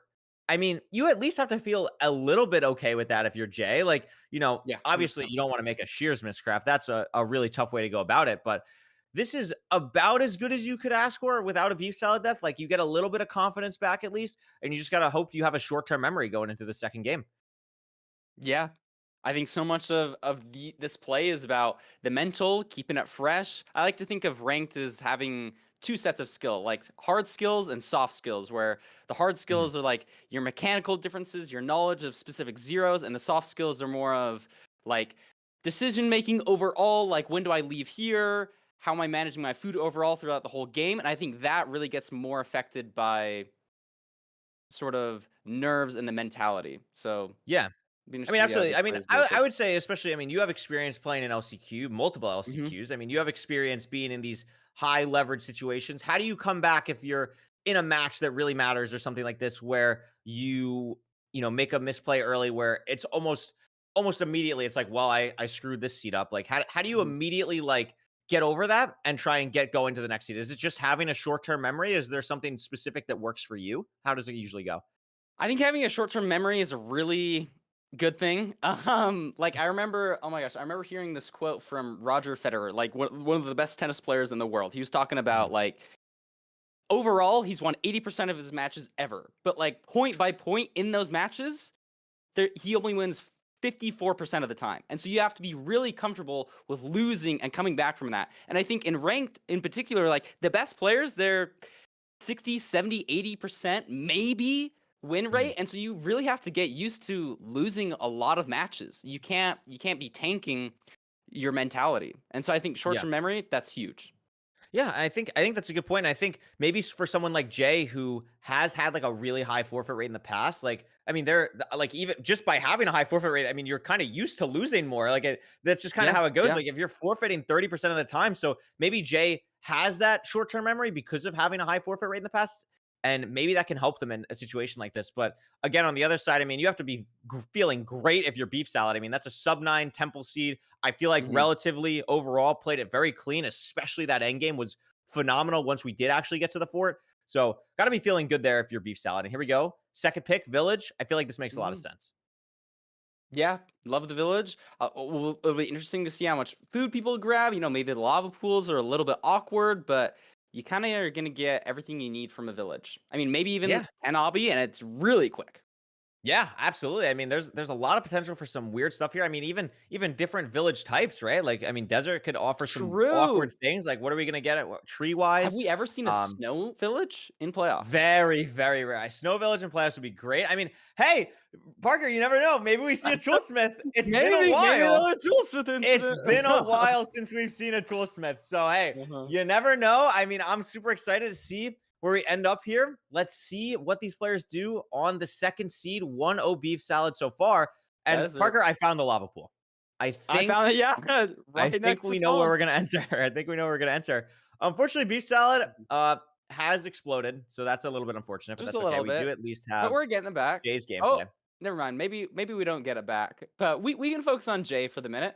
You know, Yeah, he's we can grabbed focus on the Jay. 2 logs. Maybe some people do that, some people don't. Got 4 iron. You can instantly craft your iron pickaxe, get your stone. I really like this. This is super clean. Yeah, Getting the I axe really early. like the play that Beef is going for, or not Beef, excuse me, that Jay is going for, of like grabbing the 2 wood. It's just so consistent, especially when the golem is, or not the golem, but the trees in general careful! are just kind of far away. Oh my Oh, gosh. they, yeah, I thought you the were thinking golem the was gonna cactus go up spot, around right? the stairs. Yeah, that that would be too. so That bad. too. That would be tragic here. I don't know if Jay actually plays with advancements off. I wasn't paying attention in the last game because it could be something where BeefSalad's internet's just like fully cut out. There are advancements would I be- did see, and it looked like Beef got the iron pickaxe like the same time. So I would guess that they both mined 2 logs and then looted the. Okay, nice. All right, so we can watch BeefSalad through whatever's happening on Yeah, Jay's exactly. stream. That's You know, beautiful. maybe That's they'll great. just like be neck and neck the entire time, and we can just assume that they're doing the same thing. Oh, look at that! Cinema. Both have the green They're bed, so both mining back. gravel. Can we get some pats Now for going for wood. Oliver? Sorting out the back end issues is always like a goat. Parker and I don't have to worry Shout about out us. Oliver's. Shout out Oliver. And the timing looks exact too. It looks like we're exactly right back. This is beautiful. So both players going to grab a lot of wood here. So this is a question for you. You don't have shears on the seed. Honestly, a pretty lackluster village. No shears, kind of bare bones for a village. How many logs are you grabbing in this situation? Because both players do grab around like this 50 wood mark. Is that kind of what you like to do as well? Yeah, that's what I like to do. I don't have a number in mind per se. I mean, maybe if you're like are feeling behind or like it's a really aggressive world. Oh my God. Gosh, careful. Yeah, that like feels about right. I know some people like it was saying he likes to get a stack every single time. I mean, it just depends. Like maybe you're behind, maybe you feel like you got to play more aggressively. Maybe you change that based on who you're playing. But it looks like they won't be needing to use a ton of the wood on this enter. Yeah. Just dodging again, some like skeletons. looks some neck and neck gravel. again, just from the advancements in the bottom, is especially if Beef is having internet issues right now. We can at least see. I mean, that's the nice thing about ranked. Like we might be having internet issues on the side of the streaming side for BeefSalad, but not poor enough where it's going to completely disconnect them from the ranked client because everything in ranked is single player. So Yeah, it's just the fantastic advancements point. getting sacked. So at least, thankfully, Is this it makes Nether the sense to watch, same? but it's all good. Nether is one we've had before, or am I tweaking? I think you're. This looks like there was like a piglin here in like the Oxy match, maybe. Wait, Raul said same Nether. I played this versus Silverr. Yeah, so we might get a full reset here then, picking a new seed. It was a different that's really overworld, beautiful. right? Or was it the same? No, it was it definitely a just different. another? It was definitely a different overworld. I think. It was Okay, definitely yeah, a different overworld. So I think, listen, wow, what a great job from the script writers to put the seed where we accidentally had the same Nether with the seed where BeefSalad has internet issues. I think that was honestly a beautiful decision from them. To see they're really working overtime this season. Very beautiful, very awesome. Yeah, shout out script writers. And there we go. It's a and draw. there it is. Match is a draw. So that's a pass. That's a pass. Listen, there's a lot to analyze in that. I think BeefSalad made hundreds of misplays. Honestly, I think that's honestly why his stream cut out. I think it was just like such poor gameplay that even his OBS was like, you know what, I don't want to show this anymore. So I think that's kind of what I got out of that game. But I mean, did you get anything out of that? Is there really much to go over there? Or is it just like, you know, sometimes that just happens, right? You got to just like, again, short-term memory, lock in next seed and maybe practice some zeros for a little bit, right? Yeah, exactly. We can also consider the fact that maybe BeefSalad was playing with his monitor off. Oh, you know, wait, maybe he's just that good. I know some players, they'll play with their monitor off, you know, maybe even without a mouse. And then maybe like if they start losing that, like turn it on or something. But Yeah, It's like exactly. a common So joke amongst this sort of thing.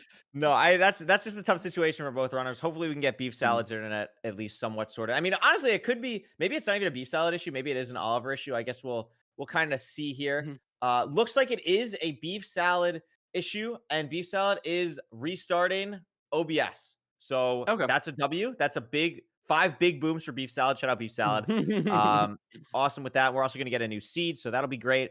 But honestly, overall, like I think both players, I mean, they both entered at like basically the exact same time. It's a very, very linear village type overworld. I mean, there wasn't too much to really analyze there. Why draw? Can someone explain it to me? Absolutely.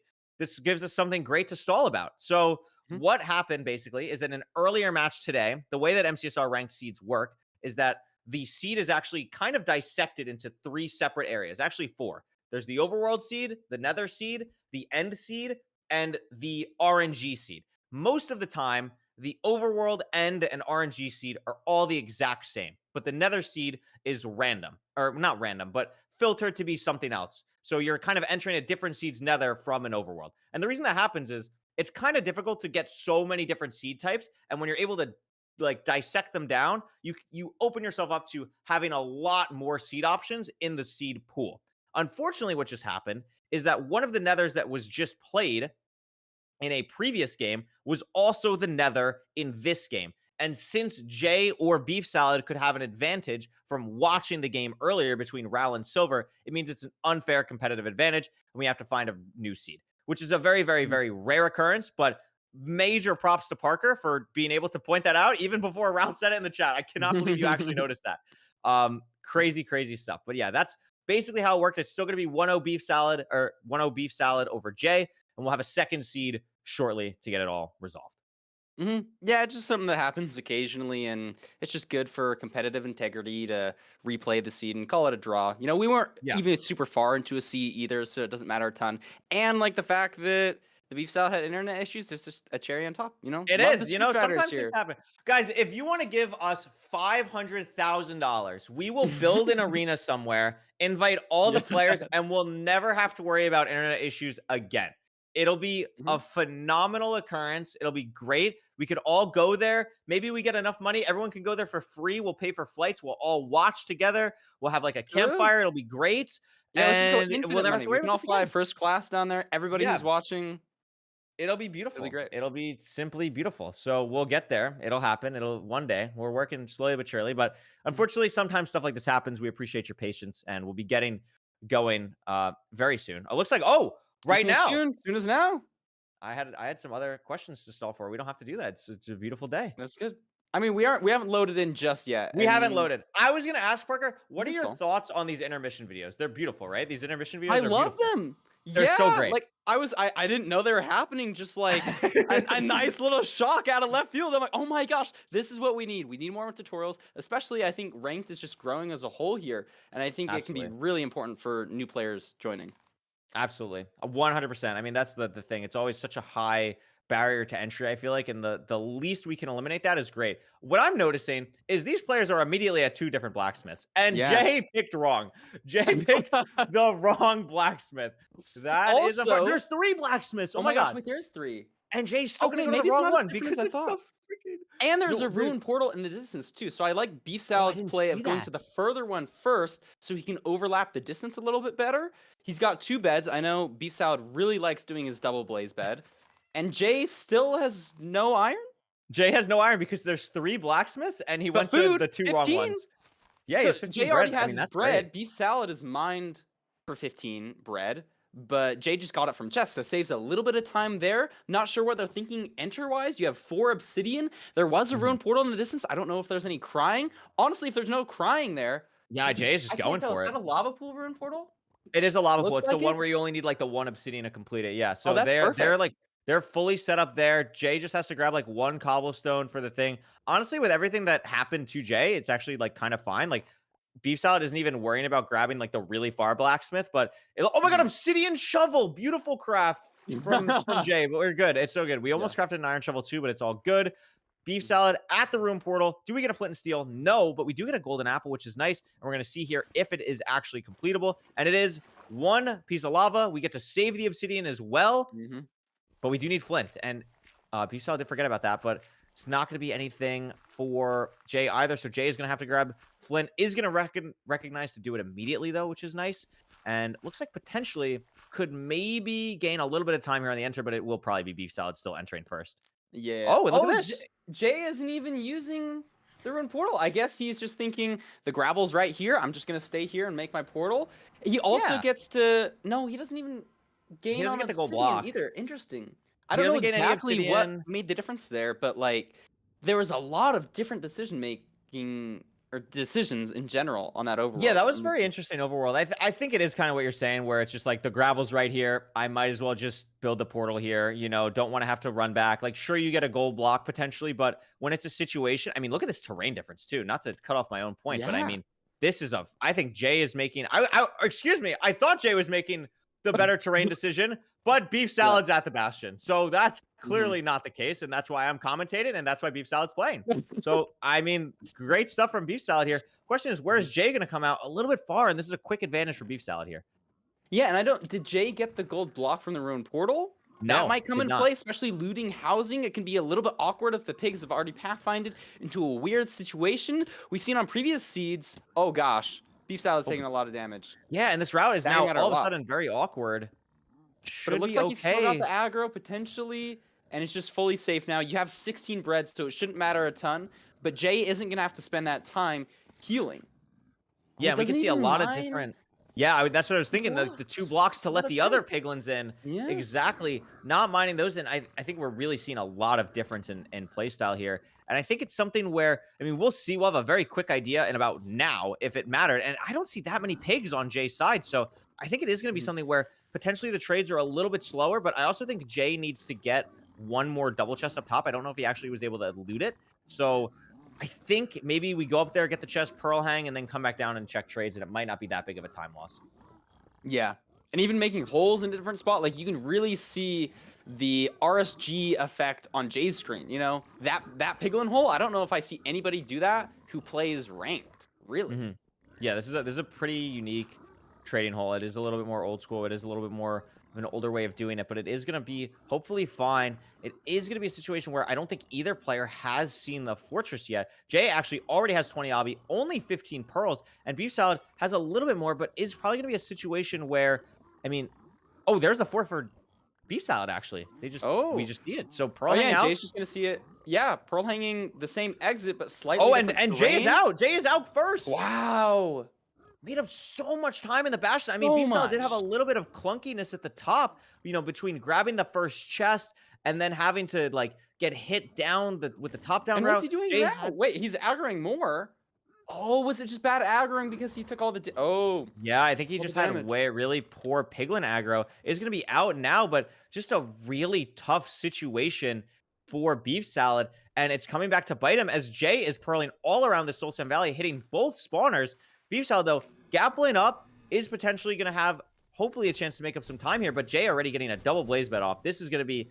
Jay is in the driver's seat for the rest of the seat at this point. oh, 100%. Even though it's a Soul Sand Valley fortress where you can play a lot of strays, and maybe BeefSalad decides to do that more, Jay is just hit both spawners, like you said. He's got a double blaze bed off, and even though he only has one rod, he's up a lot more blaze kills.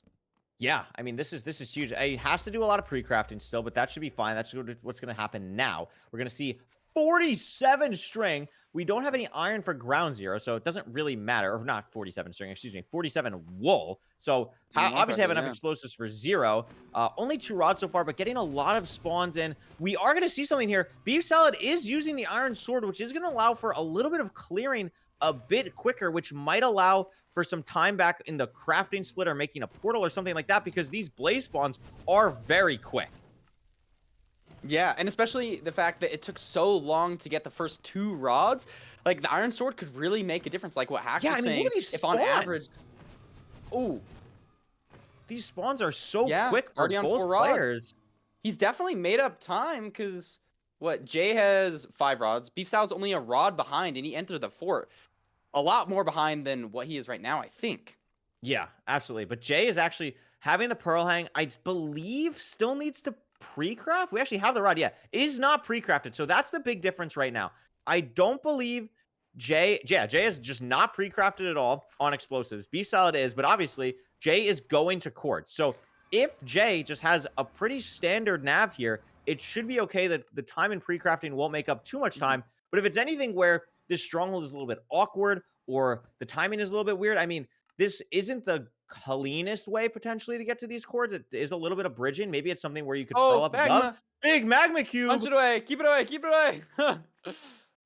There's some nasty HPG highlights clips with that sort of situation. Glad he did not die there. Oh, and then just wow. What a portal World's room. hardest nav. 5x2, why not? Sure. Okay. And we have 11 beds. So that's pretty standard. I mean, that's pretty good. Yeah, 056. It's front. Looks like 90 or 85 tower. Yeah, something like that. It is going to be 94, 94, but this should be pretty little easy to get bit. to 99 too. Yeah, this is a really nice one to get to, especially on the buried zeros. Not even back. Shouldn't have anything to worry about. Maybe we'll see a bow come out here. Yeah. Nice 2 beds, and this should finish off the 0. Oh, not quite. One more. It's okay. Boop. And there it is. And another incredibly fast time. I mean, this is going to be a low 8, like an 8:12 or so, maybe. I mean, that's just a really great time from Jay there. I mean, that's what we're talking about, right? Short-term memory. I think Jay played the seed incredibly well, especially in the Bastion split. And just, you know, very textbook there, allowing all the time lost potentially in the overworld to no fault of his own to really be made up. Yeah, Really love to impressive see these stuff. low times. I feel like ranked is only getting better and better. Like, I don't think we've plateaued yet. People are just insane. And here we go. The splits are in. Looks like Jay entered slightly slower, but made up a lot of time. Entering I mean, the stronghold a minute ahead. Over a minute ahead. I mean, this is the thing, like, we forgot, at least I did, about, like, the terrain decision. I mean, BeefSalad made an incredible terrain decision to get to the Bastion, 7 seconds ahead of Jay, even when Jay, like, I think rushed. I think what happened was more so, like, Jay, I think, rushed the E-Ray a little bit and just kind of was like, oh, I'm just going to, like, kind of go straight in the open terrain, where BeefSalad hit a much cleaner actual line to the stronghold, or to the Bastion. But, I mean, we see here, what is that? My math is a little bit off. Like, 44 seconds of time save for getting to the fortress. I mean, that's just incredible that much time is made up, especially in a housing bastion. I mean, that's crazy. Yeah, I think it was just taking the damage. He like fell to a weird spot. Maybe some of the pigs fell off the bastion. He was like re-aggroing as the route was finishing. So he must have had not a lot of pigs. And Jay didn't even like mind blocks to let more pigs in, but he just didn't fall off the bastion like Beef did. Yeah, absolutely. I think that's really the big thing there. And I think also, like, I think what maybe some people in chat were saying too is, I think since it was a single up top, which I didn't clock, or like a no chest up top on the second rampart, I was clocking that it was a single chest. You don't just need breaking those blocks very rarely does anything unless like a piglin's like fell off the side. But I thought it was a single, so that's why I was thinking, oh my god, let's open this up. But Jay recognizing that again correctly to just really play a lights out split in that housing, and then just having the fort right there. The pearls were phenomenal in the fortress. Clean blaze bed, clean endgame, and the nav just made it super easy for an 11 bed explosive. I mean, that was just textbook there. So we're all tied up 1-1. I do want to double check to see here. It looks like we are potentially going to. I don't think we are going to be having any Fulham analysis. No, we are going to be heading straight into seed 3, which is great. We're going to be hopping in here. BeefSalad, only seed left to pick is Buried Treasure. You got any predictions going into this third map here, Parker? I'm going to go a BeefSalad win here. I want to see some back and forth. Always hoping for a game 5. Maybe I'm a little bit biased saying that, but I'm hoping for a game 5 too. Let's make Feinberg like nervously on time for MCC. Let's not make him late, but let's make him like sweat like a little bit. Just like, oh my god, like, is this actually gonna go too long? Like, am I gonna have time to talk to my team? Like, let's make it go like nervously long. I like this BeefSalad potential here in Buried Treasure, but also you have to think with Jay's RSG prowess. I mean, this is going to be something where he's going to have a lot of a time advantage. Although, if I remember correctly, BeefSalad's Buried Treasure win rate was 60%, right? So that's pretty impressive. It was a difference between like win rate and time. I think Jay was almost 30 seconds ahead, like on average, but just has that way different win rate. So I don't know, Yeah, and I maybe mean- maybe these players that like the play style can always change so much in the end of the season that maybe you're such a better player at the end that the stats are so much shifted. I think a great example of that is Infume with this latest season. Mhm. Like he obviously ended like number 1, but didn't start out that and just like got Yeah. so much better over just the last season.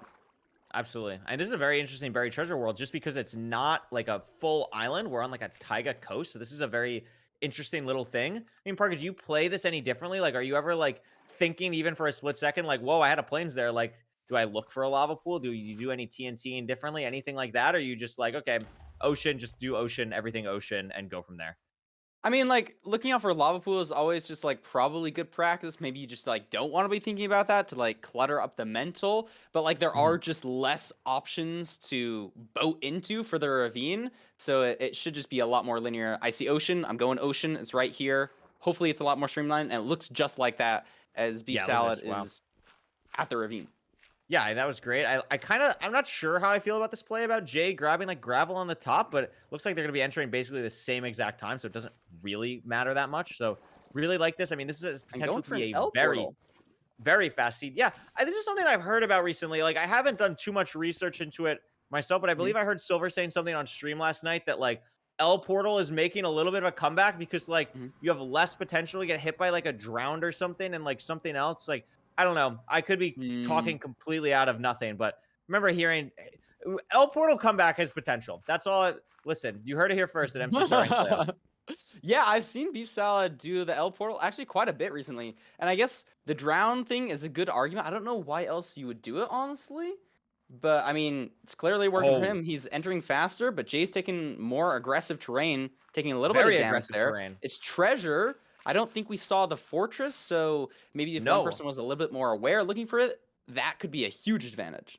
Yeah, I mean, we could see. I really like the terrain that Beef Salad took here. I think Jay was really focused on just not using blocks, which I don't really fully agree with because we had so much blocks from TNT before. Beef Salad being able to bridge up top, grabbing more blocks was really great, but also had to run across the whole thing. Now. So Jay is just ahead. Yeah, I think it was just because where Beef Salad entered, actually, like you just had to run across the whole top of the treasure, and Jay kind of just avoided that at least, which was really nice. So misspeak on my part. It ends up working out way better for Jay, but this is going to be the thing now. Neither player has seen Fortress. I mean, Parker, this is the first treasure bastion we're seeing of playoffs. Things can get a little bit silly. Who's going to break spawner? Who's going to try and force a quadrant? I mean, in playoffs, maybe not in a ranked game, but in playoffs, what would you do in this situation if you haven't seen the Fortress yet? Are you breaking spawner? I feel like it just depends so much. Like, most of the time when I'm playing a better player, I don't like breaking spawner because I know I'm just going to lose time.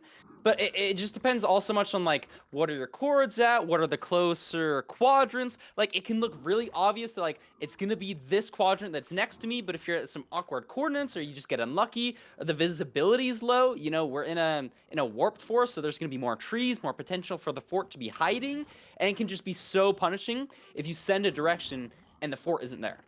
Yeah, absolutely. I think it also depends on like just the terrain decision, like the terrain around the bastion as well. Like this looks relatively open, but it could be misleading. I mean, we saw like a little bit closed off on the left side, so it could really just depend on the quadrants and stuff. And also, I mean, what resources are these players going to be getting? It looks like we are just going to have 20 obsidian for both players. I mean, Beef Salad is already at 15. Jay, I think Jay's at 21. Could potentially even be leaving here. But yeah, it looks like Jay's actually just gonna be fully out, leaving out the top. Has no interest, I think, right now in breaking a spawner. Visibility. But I don't see Did he anything. see it? He must have seen it if he's purling there. No. Oh, you would think. My gosh. Oh my goodness. Damage. That's a lot of damage. Super confident over here, still scanning, trying to look for it. Maybe he went the wrong way, and this could be punishing. I can't tell where Beef Salad is. No, oh, Beef Salad looks like he took a slightly different direction. Does he see the fort? This is a different direction terrain-wise. Going low, he must have seen it and finds it. I think so this is where it's super punishing for Jay having gone the wrong direction, especially like food can come into play here. He's lost a lot of food purling around, and Beef Salad is just in the fortress. I mean, the food is a great point. Just not only the purling around, but taking so much damage earlier. I mean, Jay is in the fortress now. I believe this is going to be the same fortress. I haven't seen coordinates or anything, but I would assume this is the same fortress. But just very, very difficult situation. And you're right, like already going to be down to the salmon that he's been holding in his inventory, while BeefSalad has 2 cod left still. Although I don't believe either player has seen a spawner yet. So if Jay can find that first, maybe it's buried down here or something. It could be a situation where time is made back. But I mean, look at how many strays are on BeefSalad's stream right now. I mean, there's like there's 6 blazes, I think. Yeah, I'm surprised neither of them really lower their render, trying to get more strays. I mean, it's a Sulsan Valley for... I think what it is more so, especially in a ranked and in playoffs even more so, is when you don't see the spawner, it's just so scary. So I think usually they're trying to just look out for that first. But now we see, I mean, it's going to be a similar situation to what we saw in that earlier match between, I believe it was Silverr and Ral, where Silverr just never found the spawner, but just kept hitting strays. And BeefSalad has the food to potentially do it, but is now going to see, I believe, the spawner down this hallway where he had originally trapped a wither skeleton, and that's why I didn't see it. That's crazy unfortunate. That is just crazy unfortunate. He missed it because he trapped a wither skeleton. But he's up on rods now. He's actually killed more Blaze than Jay, and so even though he doesn't have it cleared, he's at 2. Jay's only at 1. I think it took quite a while for them to get their first rod. I really can't tell who's up even on the Blazes this minute. Yeah, I think it's gotta be BeefSalad. Probably still favor. I mean, I think it is BeefSalad, but I think I'm favoring Jay just because we could see here, like the fact that it's not cleared out, the fact that this lava is flowing could really affect the spawns, and he's just struggling a little bit with handling all of this in the moment. And I think the fact that Jay has it all cleared already adds a little bit more, and we're gonna see like now because of that, like well Jay's already pre-crafted, and because he's already pre-crafted, well now he can do the portal, and even though BeefSalad's doing all that now, it's just like a little bit behind each step of the way. But I truly think if Jay's ahead, it's by less than 5 seconds right now. Yeah, really close match. I mean, this is what we want to see. I don't really care who wins this one, but I just want the one after this one for the opposite person to win it. I just want to see a game 5. I 100% agree. Beef, though, 7 rods, actually, so doesn't have to pick up eyes in this ocean, which actually could be really beneficial. I don't believe Jay actually did either because I think the eye broke. But that's going to mean... Is that a 300 distance that I see? I can't quite read it with the bit rate. I can't read it either. I think it's like maybe like 600 or 700 or something. But these rod rates are really good. Jay has 6 rods and is going to be leaving. Oh, it has to be 300. You're right, because we're bridging like, from like right here. Pearls into the lava. Interesting there. I Not don't even love building the at the lava. bottom. I was think just I so like close. Here's why he didn't just bridge. Because BeefSalad is bridging, and it's just going to be at the portal. I mean... Wow, I think it did maybe save Jay like a second, but these are such aggressive decisions. I mean, that's all of Jay's playstyle, like aggressive decisions that might save a second. BeefSalad messing up the portal build, that could save maybe a bit of nerves. Like that could really lose some time there. Spike here. We do have a gold pickaxe for Beef, which actually might matter if this is a buried 0. Nothing yet for Jay. Both going the same way, and Jay finds it. It's just down the staircase. They both have the hunger reset. Also finds it. This can come down to 0 here. Look at Jay filling in the portal like that. Oh my god, and gold pickaxe. But it might not matter because there's a 1 block hole where it doesn't matter. BeefSalad is digging with the gold pig while Jay went out the other side, both zeroing. If somebody 2+2s here and the other is a 4 rotation, that's going to decide it. I think this is just a clean get to 95. Both players should be able to make it. This is going to be the rotation. It's going to depend on damage on the zeros. How many rotations? Jay shoots it once accidentally. Can't 2+2. BeefSalad could potentially 2+2 here. Oh, no, it's not a 2+2. I genuinely... full damage! Oh my god. I actually, with stream delay, I actually don't know. I actually don't know with stream delay. I think it's Jay. I think it's Jay with stream delay, I actually don't know. That's so close. That's actually so close. I have no idea. Oh my gosh. It's Jay by a second. By a slither. Oh my gosh. I think BeefSalad had a slightly faster 0, but it just wasn't fast enough. If he 2+2 there, which we might see later in this tournament, he would have won that match. Wow. If Beef did get the 2+2 off, it would have been enough. What a matchup between this. Wow. Oh my god. Look at that. 6 seconds different, and it was only about a second at the end. I think he saved maybe a rotation, maybe 2, probably just 1 rotation. I mean, look at this back and forth throughout the whole thing.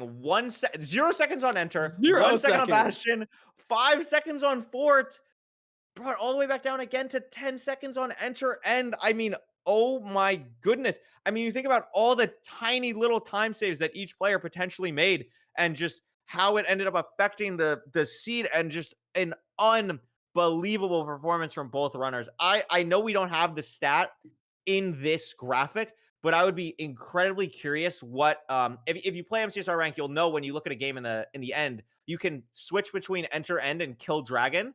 I would be very curious what the kill dragon was. It has to be within like a second or two. It has to, right? Like It's gotta be. that was Yeah. genuinely so close between the two runners. Unbelievable. Absolute cinema. You know, this is what we came here to watch. Thank the scriptwriters. Thank the players. Let's go into the Wow. next game. Let's see if Jay's gonna finish it off, or it's gonna Yeah. go back and forth. I mean, I want to see us after that. I want to see a seed 5 so badly. Mhm, I mean, these mhm, runners are mhm. so high level, and I think the thing that's so interesting, again, especially on this seed, I mean, they were just so many different plays between the two runners throughout it. So many different sections. I mean, I think about how both players managed trying like this, the terrain decision going into the treasure, the terrain decision leaving the treasure, how we can manage the spawner, how we're playing, like every single decision, we're both like incredibly justifiable, but ended up saving seconds either way. It was so interesting to watch. Yeah, and I forget, like Jay went the wrong direction for a good 10 or 20 seconds, right?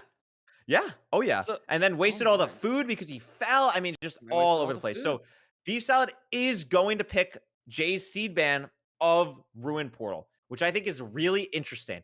I think if I'm BeefSalad, so I could be wrong, and someone Mhm. can yell at me in either a Discord channel or in the chat, but I believe once seed 4 comes around, you can pick anything. If BeefSalad wanted to pick Desert Temple, BeefSalad could pick Desert Temple. And I think that would have been very interesting just because of the like how the first seed went and how both players handled the food on Desert Temple. And especially I think throughout this matchup, I mean, Jay is up 2-1 right now, but I would go strongly to say that BeefSalad has just managed food better throughout these seed types. So I think something where you might have to manage food a little bit more. But again, with Ruin Portal, if you're not getting a lot of golden carrots, it's a big decision to decide how many animals you're going to kill or what's around you. So Ruin Portal, potentially a very interesting pick here from BeefSalad. Yeah, I agree. I think I don't know if I'd be super confident in Desert Temple if I was BeefSalad, because like Jay, like he did just lose a minute to resetting, but he didn't really lose time to that. I'm excited to see a Ruined Portal. I want to see a Gold Axe with Unbreaking 3, 7 golden carrots, and a bajillion iron. Yeah, I want to see like something a sub 7. Yeah, I mean that's what Jay's hoping for. What BeefSalad's hoping for is maybe something like that original Ruin Portal seed between Silverr and Ral earlier today, where it's like, you know, maybe we don't get that many gold tools, maybe the iron's a little weird, and we have to get iron in the bastion, just something a little bit more where there's a little bit more the experience that BeefSalad has from playing 2,000 plus games gets to really showcase itself in this, rather than the linearity that Jay is probably hoping for to just push out a fast time. We're gonna see here, And it's on an island. potential. Yeah, very, very interesting. You know, maybe potential. And even wow, scan. Looks like they're scanning for a BT. No BT. no BT. I mean, 52 iron, 4 obsidian, gold tools. Not sure what And cows on an enchantment. island. Yeah, I mean, I like this cow play. Really nice from BeefSalad. I'm immediately going for this. This is 6! something that, yeah, That's 6 just is such great. good food. 6 is great. I think going for these cows quick, as long as both players don't get them in the water here. I mean, look at this cow. This cow could be a little bit Oh, annoying it for might go Jay all of a water. sudden. Oh, but he Gets it off. Good Nice. cow management right there. Very good cow management. And I think And crafting there's gonna be- shears too, so you get blocks here. yeah. When Jay is gonna just make, yeah, got he's his gonna wood. make the iron pickaxe. Yeah, he's gonna make the iron Has to pickaxe. So I mine was the a little bit gold worried on that. blocks. Yeah, here's the thing though. Yeah, not making the shears here is a little bit interesting. I think just having the gold axe and mining so much wood, I think it is probably fine. But if the terrain is something where it's a little bit more awkward, BeefSalad could potentially have a big advantage here. E-Ray Spike looks like it's a far bastion based on how long players are scanning. And it's going to be a situation where the blocks that Jay ended up missing out on could backfire big time. He drops his boat too, has to go back a second or two. So it's maybe wow. not going to be a sub 7. The bastion's a little bit far, but fall damage. Yeah, Bash is a little bit far. BeefSalad can't place the boat because of a piglin on the hole. But Oh, again, yeah. both players taking a decent amount of damage right now. Quite honestly, from just the terrain management. I mean, it's definitely not the easiest terrain in the world, but both players going to have to eat the steak here. Haven't seen the fortress on either side, but now it looks like a pretty linear terrain. Question is, what bastion is this? It looks like it's going to be some type of housing or bridge. Can't exactly tell yet. Housing indeed. It is going to be a housing on BeefSalad screen. They Made up a should little be- bit of time getting here.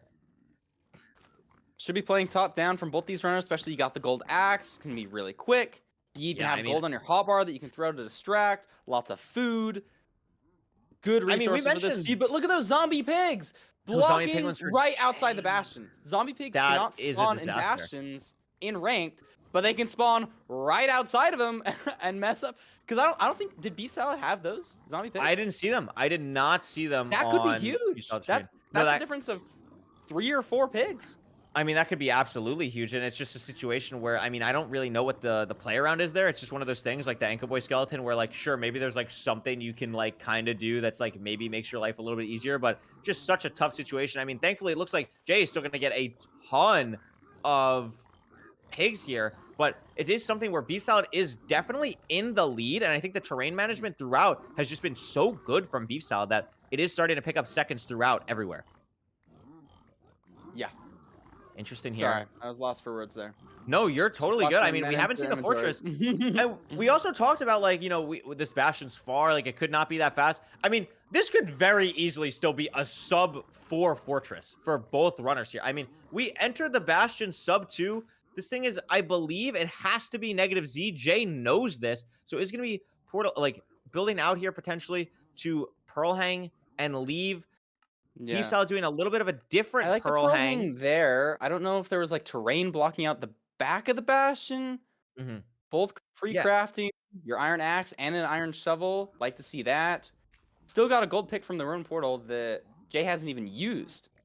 No, Jay, actually, that's a great call that Jay just hasn't used that at all. I mean, maybe saving it for something like 0, but I mean, even if that's the case, like, Beef still has over 50% durability on it and is still waiting here. Hasn't thrown a Pearl out yet, and BeefSalad is Jay's is going in a out, different but- direction.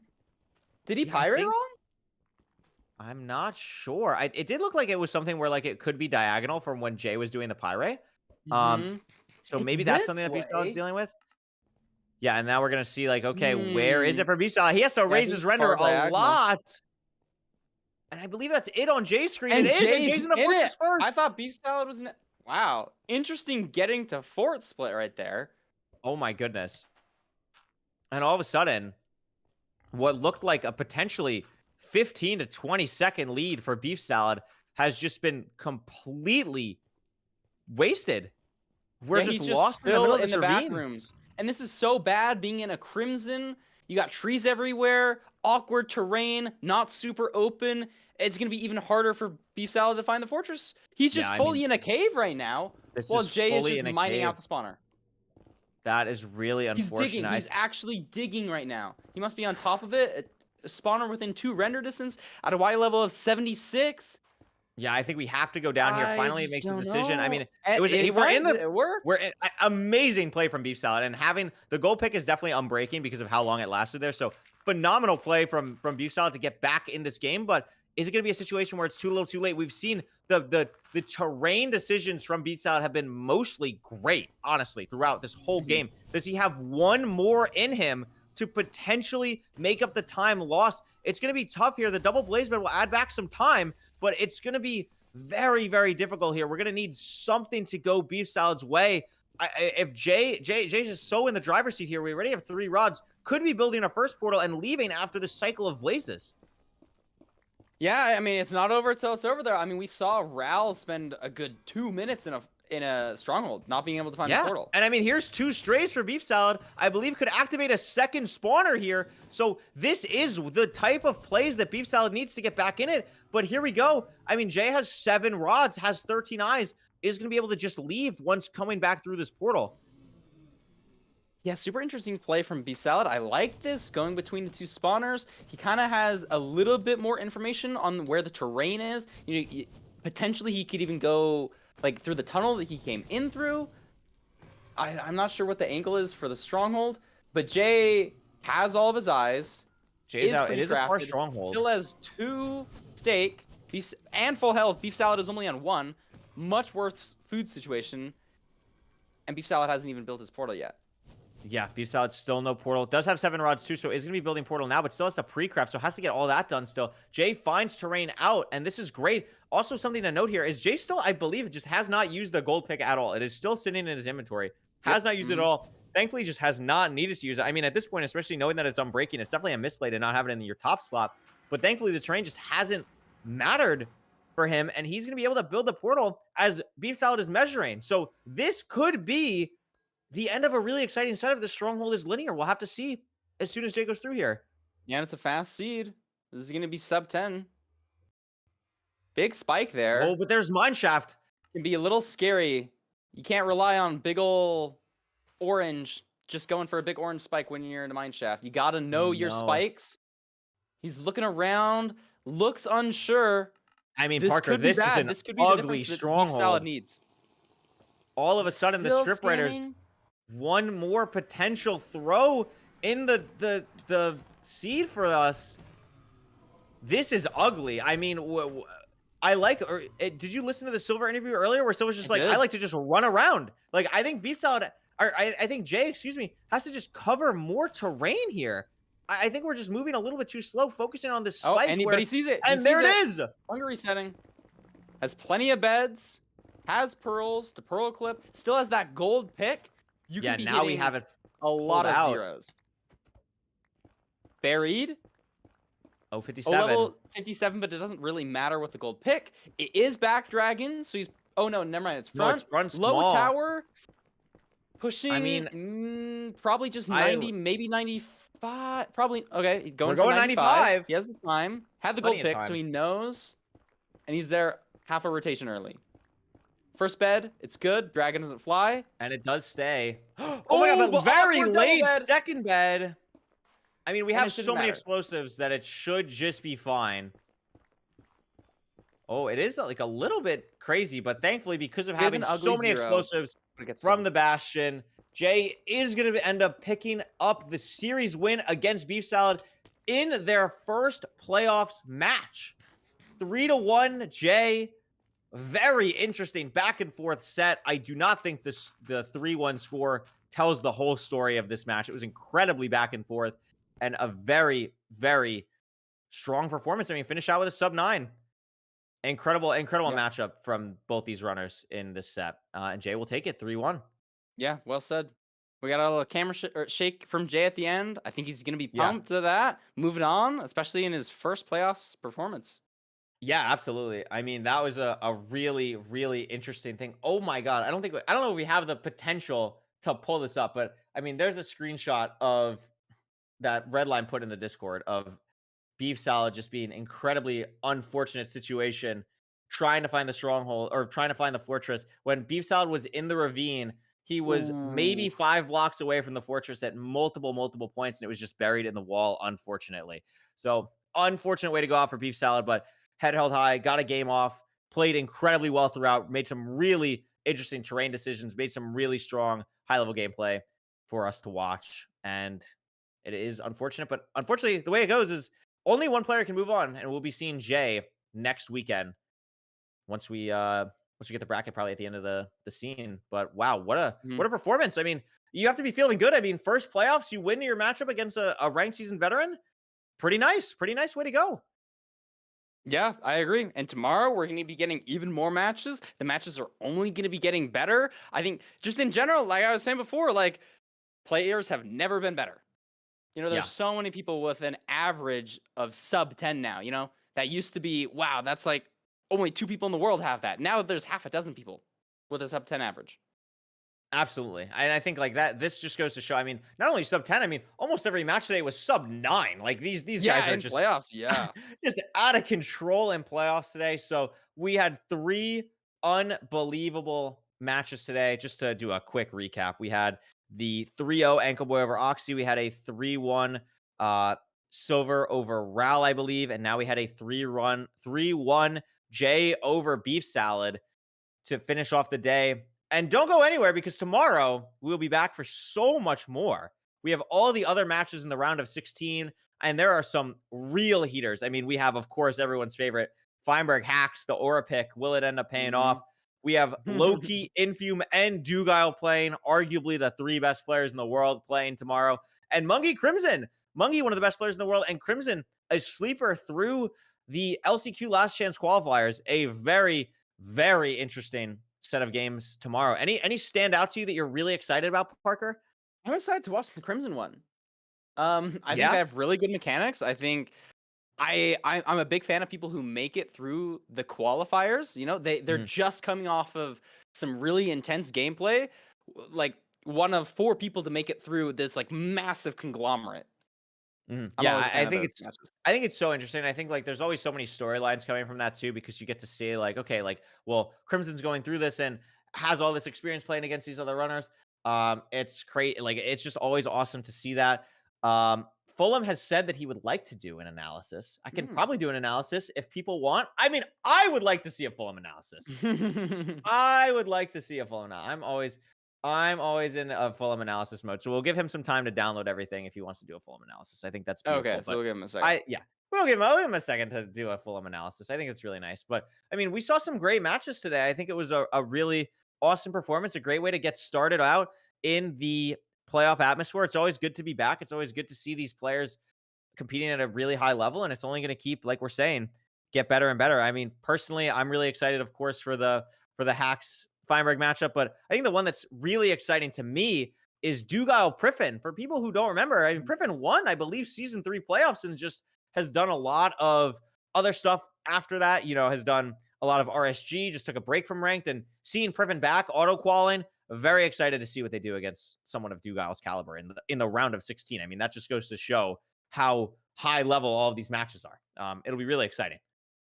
Yeah, we're starting to build up these different characters who are reappearing season after season. You know, who's won the most recent season? How many seasons have you won? You know, we have a lot of winners out there. Like Dugile and Priffin, the matchup tomorrow, they've both won a playoffs. It's entirely. Infume, this is going to be his first playoffs, and he ended the last season rank 1. I'm really excited to see that. I think he really changed the game with the way people see how they play. Yeah. Absolutely. I think Infume has done an incredible job of that. Also has done a lot, just like content wise, like trying to push himself out there, which I think is great. I think all runners should take advantage of that and do that. And I think it's awesome to see. And we're going to be lucky. So the schedule for tomorrow, we could talk about that a little bit while they are getting a setup. Never mind. Oh, Fulham said R and then said not R. So Fulham's not R yet. Okay. Oh no, but now we're R. Now we're R. But now R, we're R, R. R. We're R. So Okay, we're a pirate. okay. Okay. So Fulham's actually ready. So we'll kick it over to Fulham and then we'll wrap it up on our end because Feinberg, I guess, has stuff to do later, like whatever. I'm repping the Blue Bats. I played on the Blue Bats. I'm very excited to watch that later. But for now, let's go throw it over to Fulham. He can do some content analysis, beautiful stuff. I'm very excited to see what we missed between the match between BeefSalad and Jay.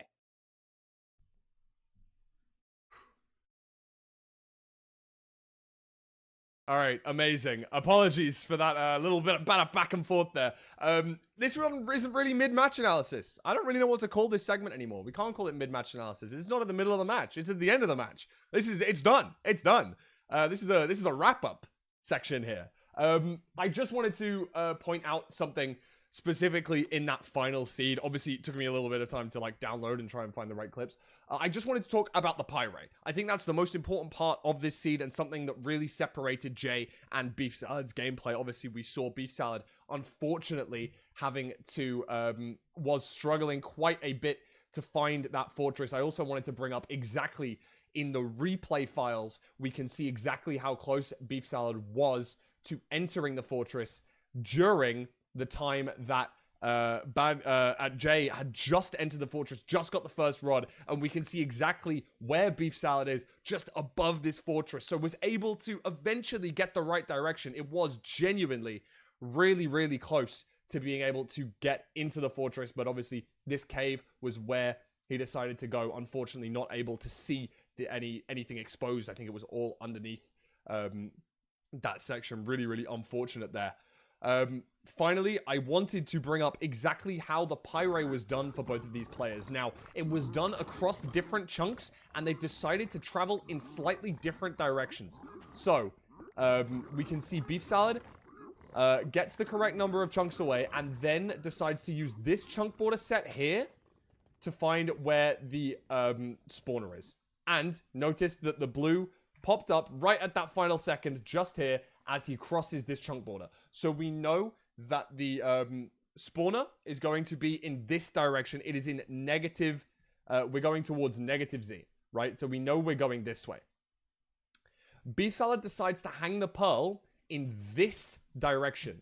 BeefSalad hangs the pearl to our right here. Hangs the pearl outside the bastion, going off to the right-hand side of this terrain. It makes sense. He's on the right-hand side of the bastion. It's closer. It makes a lot of sense for him to go back outside here and pearl hang towards this terrain. But this is the difference between these two runners here, because Jay, when trying to measure and find how many chunks away the fortress was, decided to insta-pearl over to this bit of terrain over here. I'm not really sure why Jay decided to do this, but it turned out that it paid off quite a lot, because as we can see, once he realizes that it is, again, 14 chunks away, he finds the location, and again, we know that it's negative Z. But remember that BeefSalad pearled out to the right-hand side of this bastion.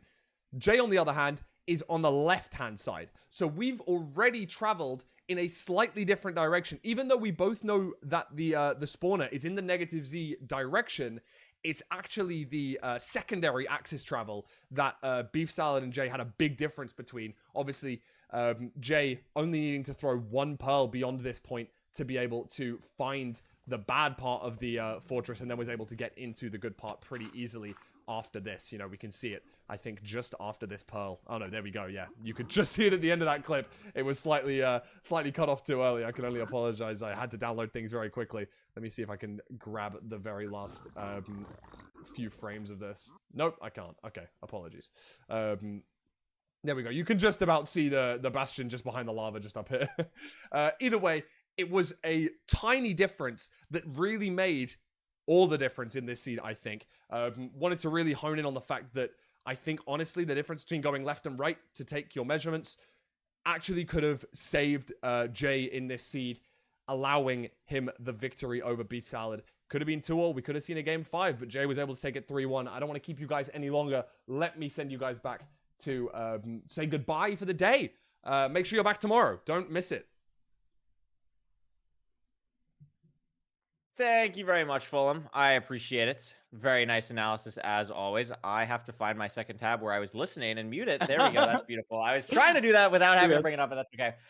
Okay, so we're going to wrap it up here for today. But before we do wrap it up, there's a couple things I want to go over with Parker. Number one, we already kind of mentioned it, but just the matchups for tomorrow. So bright and early, 11 a.m. EST, same starting time as we started today. We have a banger. Do you want to watch who was the #1 player over the course of last season of MCSR Ranked? Well, guess what? You can. Infume versus Retropog, May 4th, tomorrow, 11 a.m. EST, same start time as today.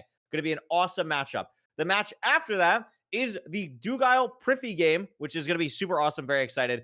Going to be a phenomenal matchup between two people who have proven themselves and previous playoff winners. After that, we have a match at 2 p.m. EST, which is going to be Low-Key and Aquacord. I'm very excited about that because of the underdog story for Aquacord. We already mentioned it, the one that Parker's looking forward to a bunch. Mungie versus Crimson. That's going to be a phenomenal matchup. And then, of course, finalizing the day with Feinberg and Hacking Noises. Again, two people, I guess you've probably heard of them before. They're like, whatever. So really excited to see all of those matches tomorrow. And then, of course, next weekend we'll have top 8, et cetera, for the rest of the tournament. A couple other things. Huge shout out to the editors who made the intermission videos today that you saw. The Dugile Stronghold video and the Hacks Fortress video. The Dugile one was made by Sonia, and the Hacks one was made by Andronicus. Shout out editors. We love editors. Very awesome. Very cool. Also, huge shout out to Budgie and Cressa, who both did multiple different design additions to this season of Ranked. Budgie did a lot of the stuff to the new pre-match graphics, like the new player split screen thing. Amazing work from them. And then Cressa does a bunch of amazing models that you saw in the Silverr interview. And we'll also be doing a bunch more stuff later on down the line this season. Super excited for all of that. I'm kind of waffling here. A couple other things. If you want to support MCSR Ranked, you want to support everything that we do. We don't have a sponsor. We don't do anything.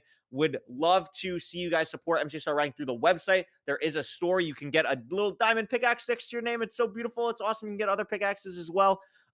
Please support Rank. Please support the developers. They do unbelievable stuff. And if you own a Fortune 500 company and want to give us $7 million, please email mcsrranked@gmail.com. Please give us money. We would love to promote your brand as long as it doesn't actively harm people. I think that's really cool. So please support us. Please support MCSR Ranked.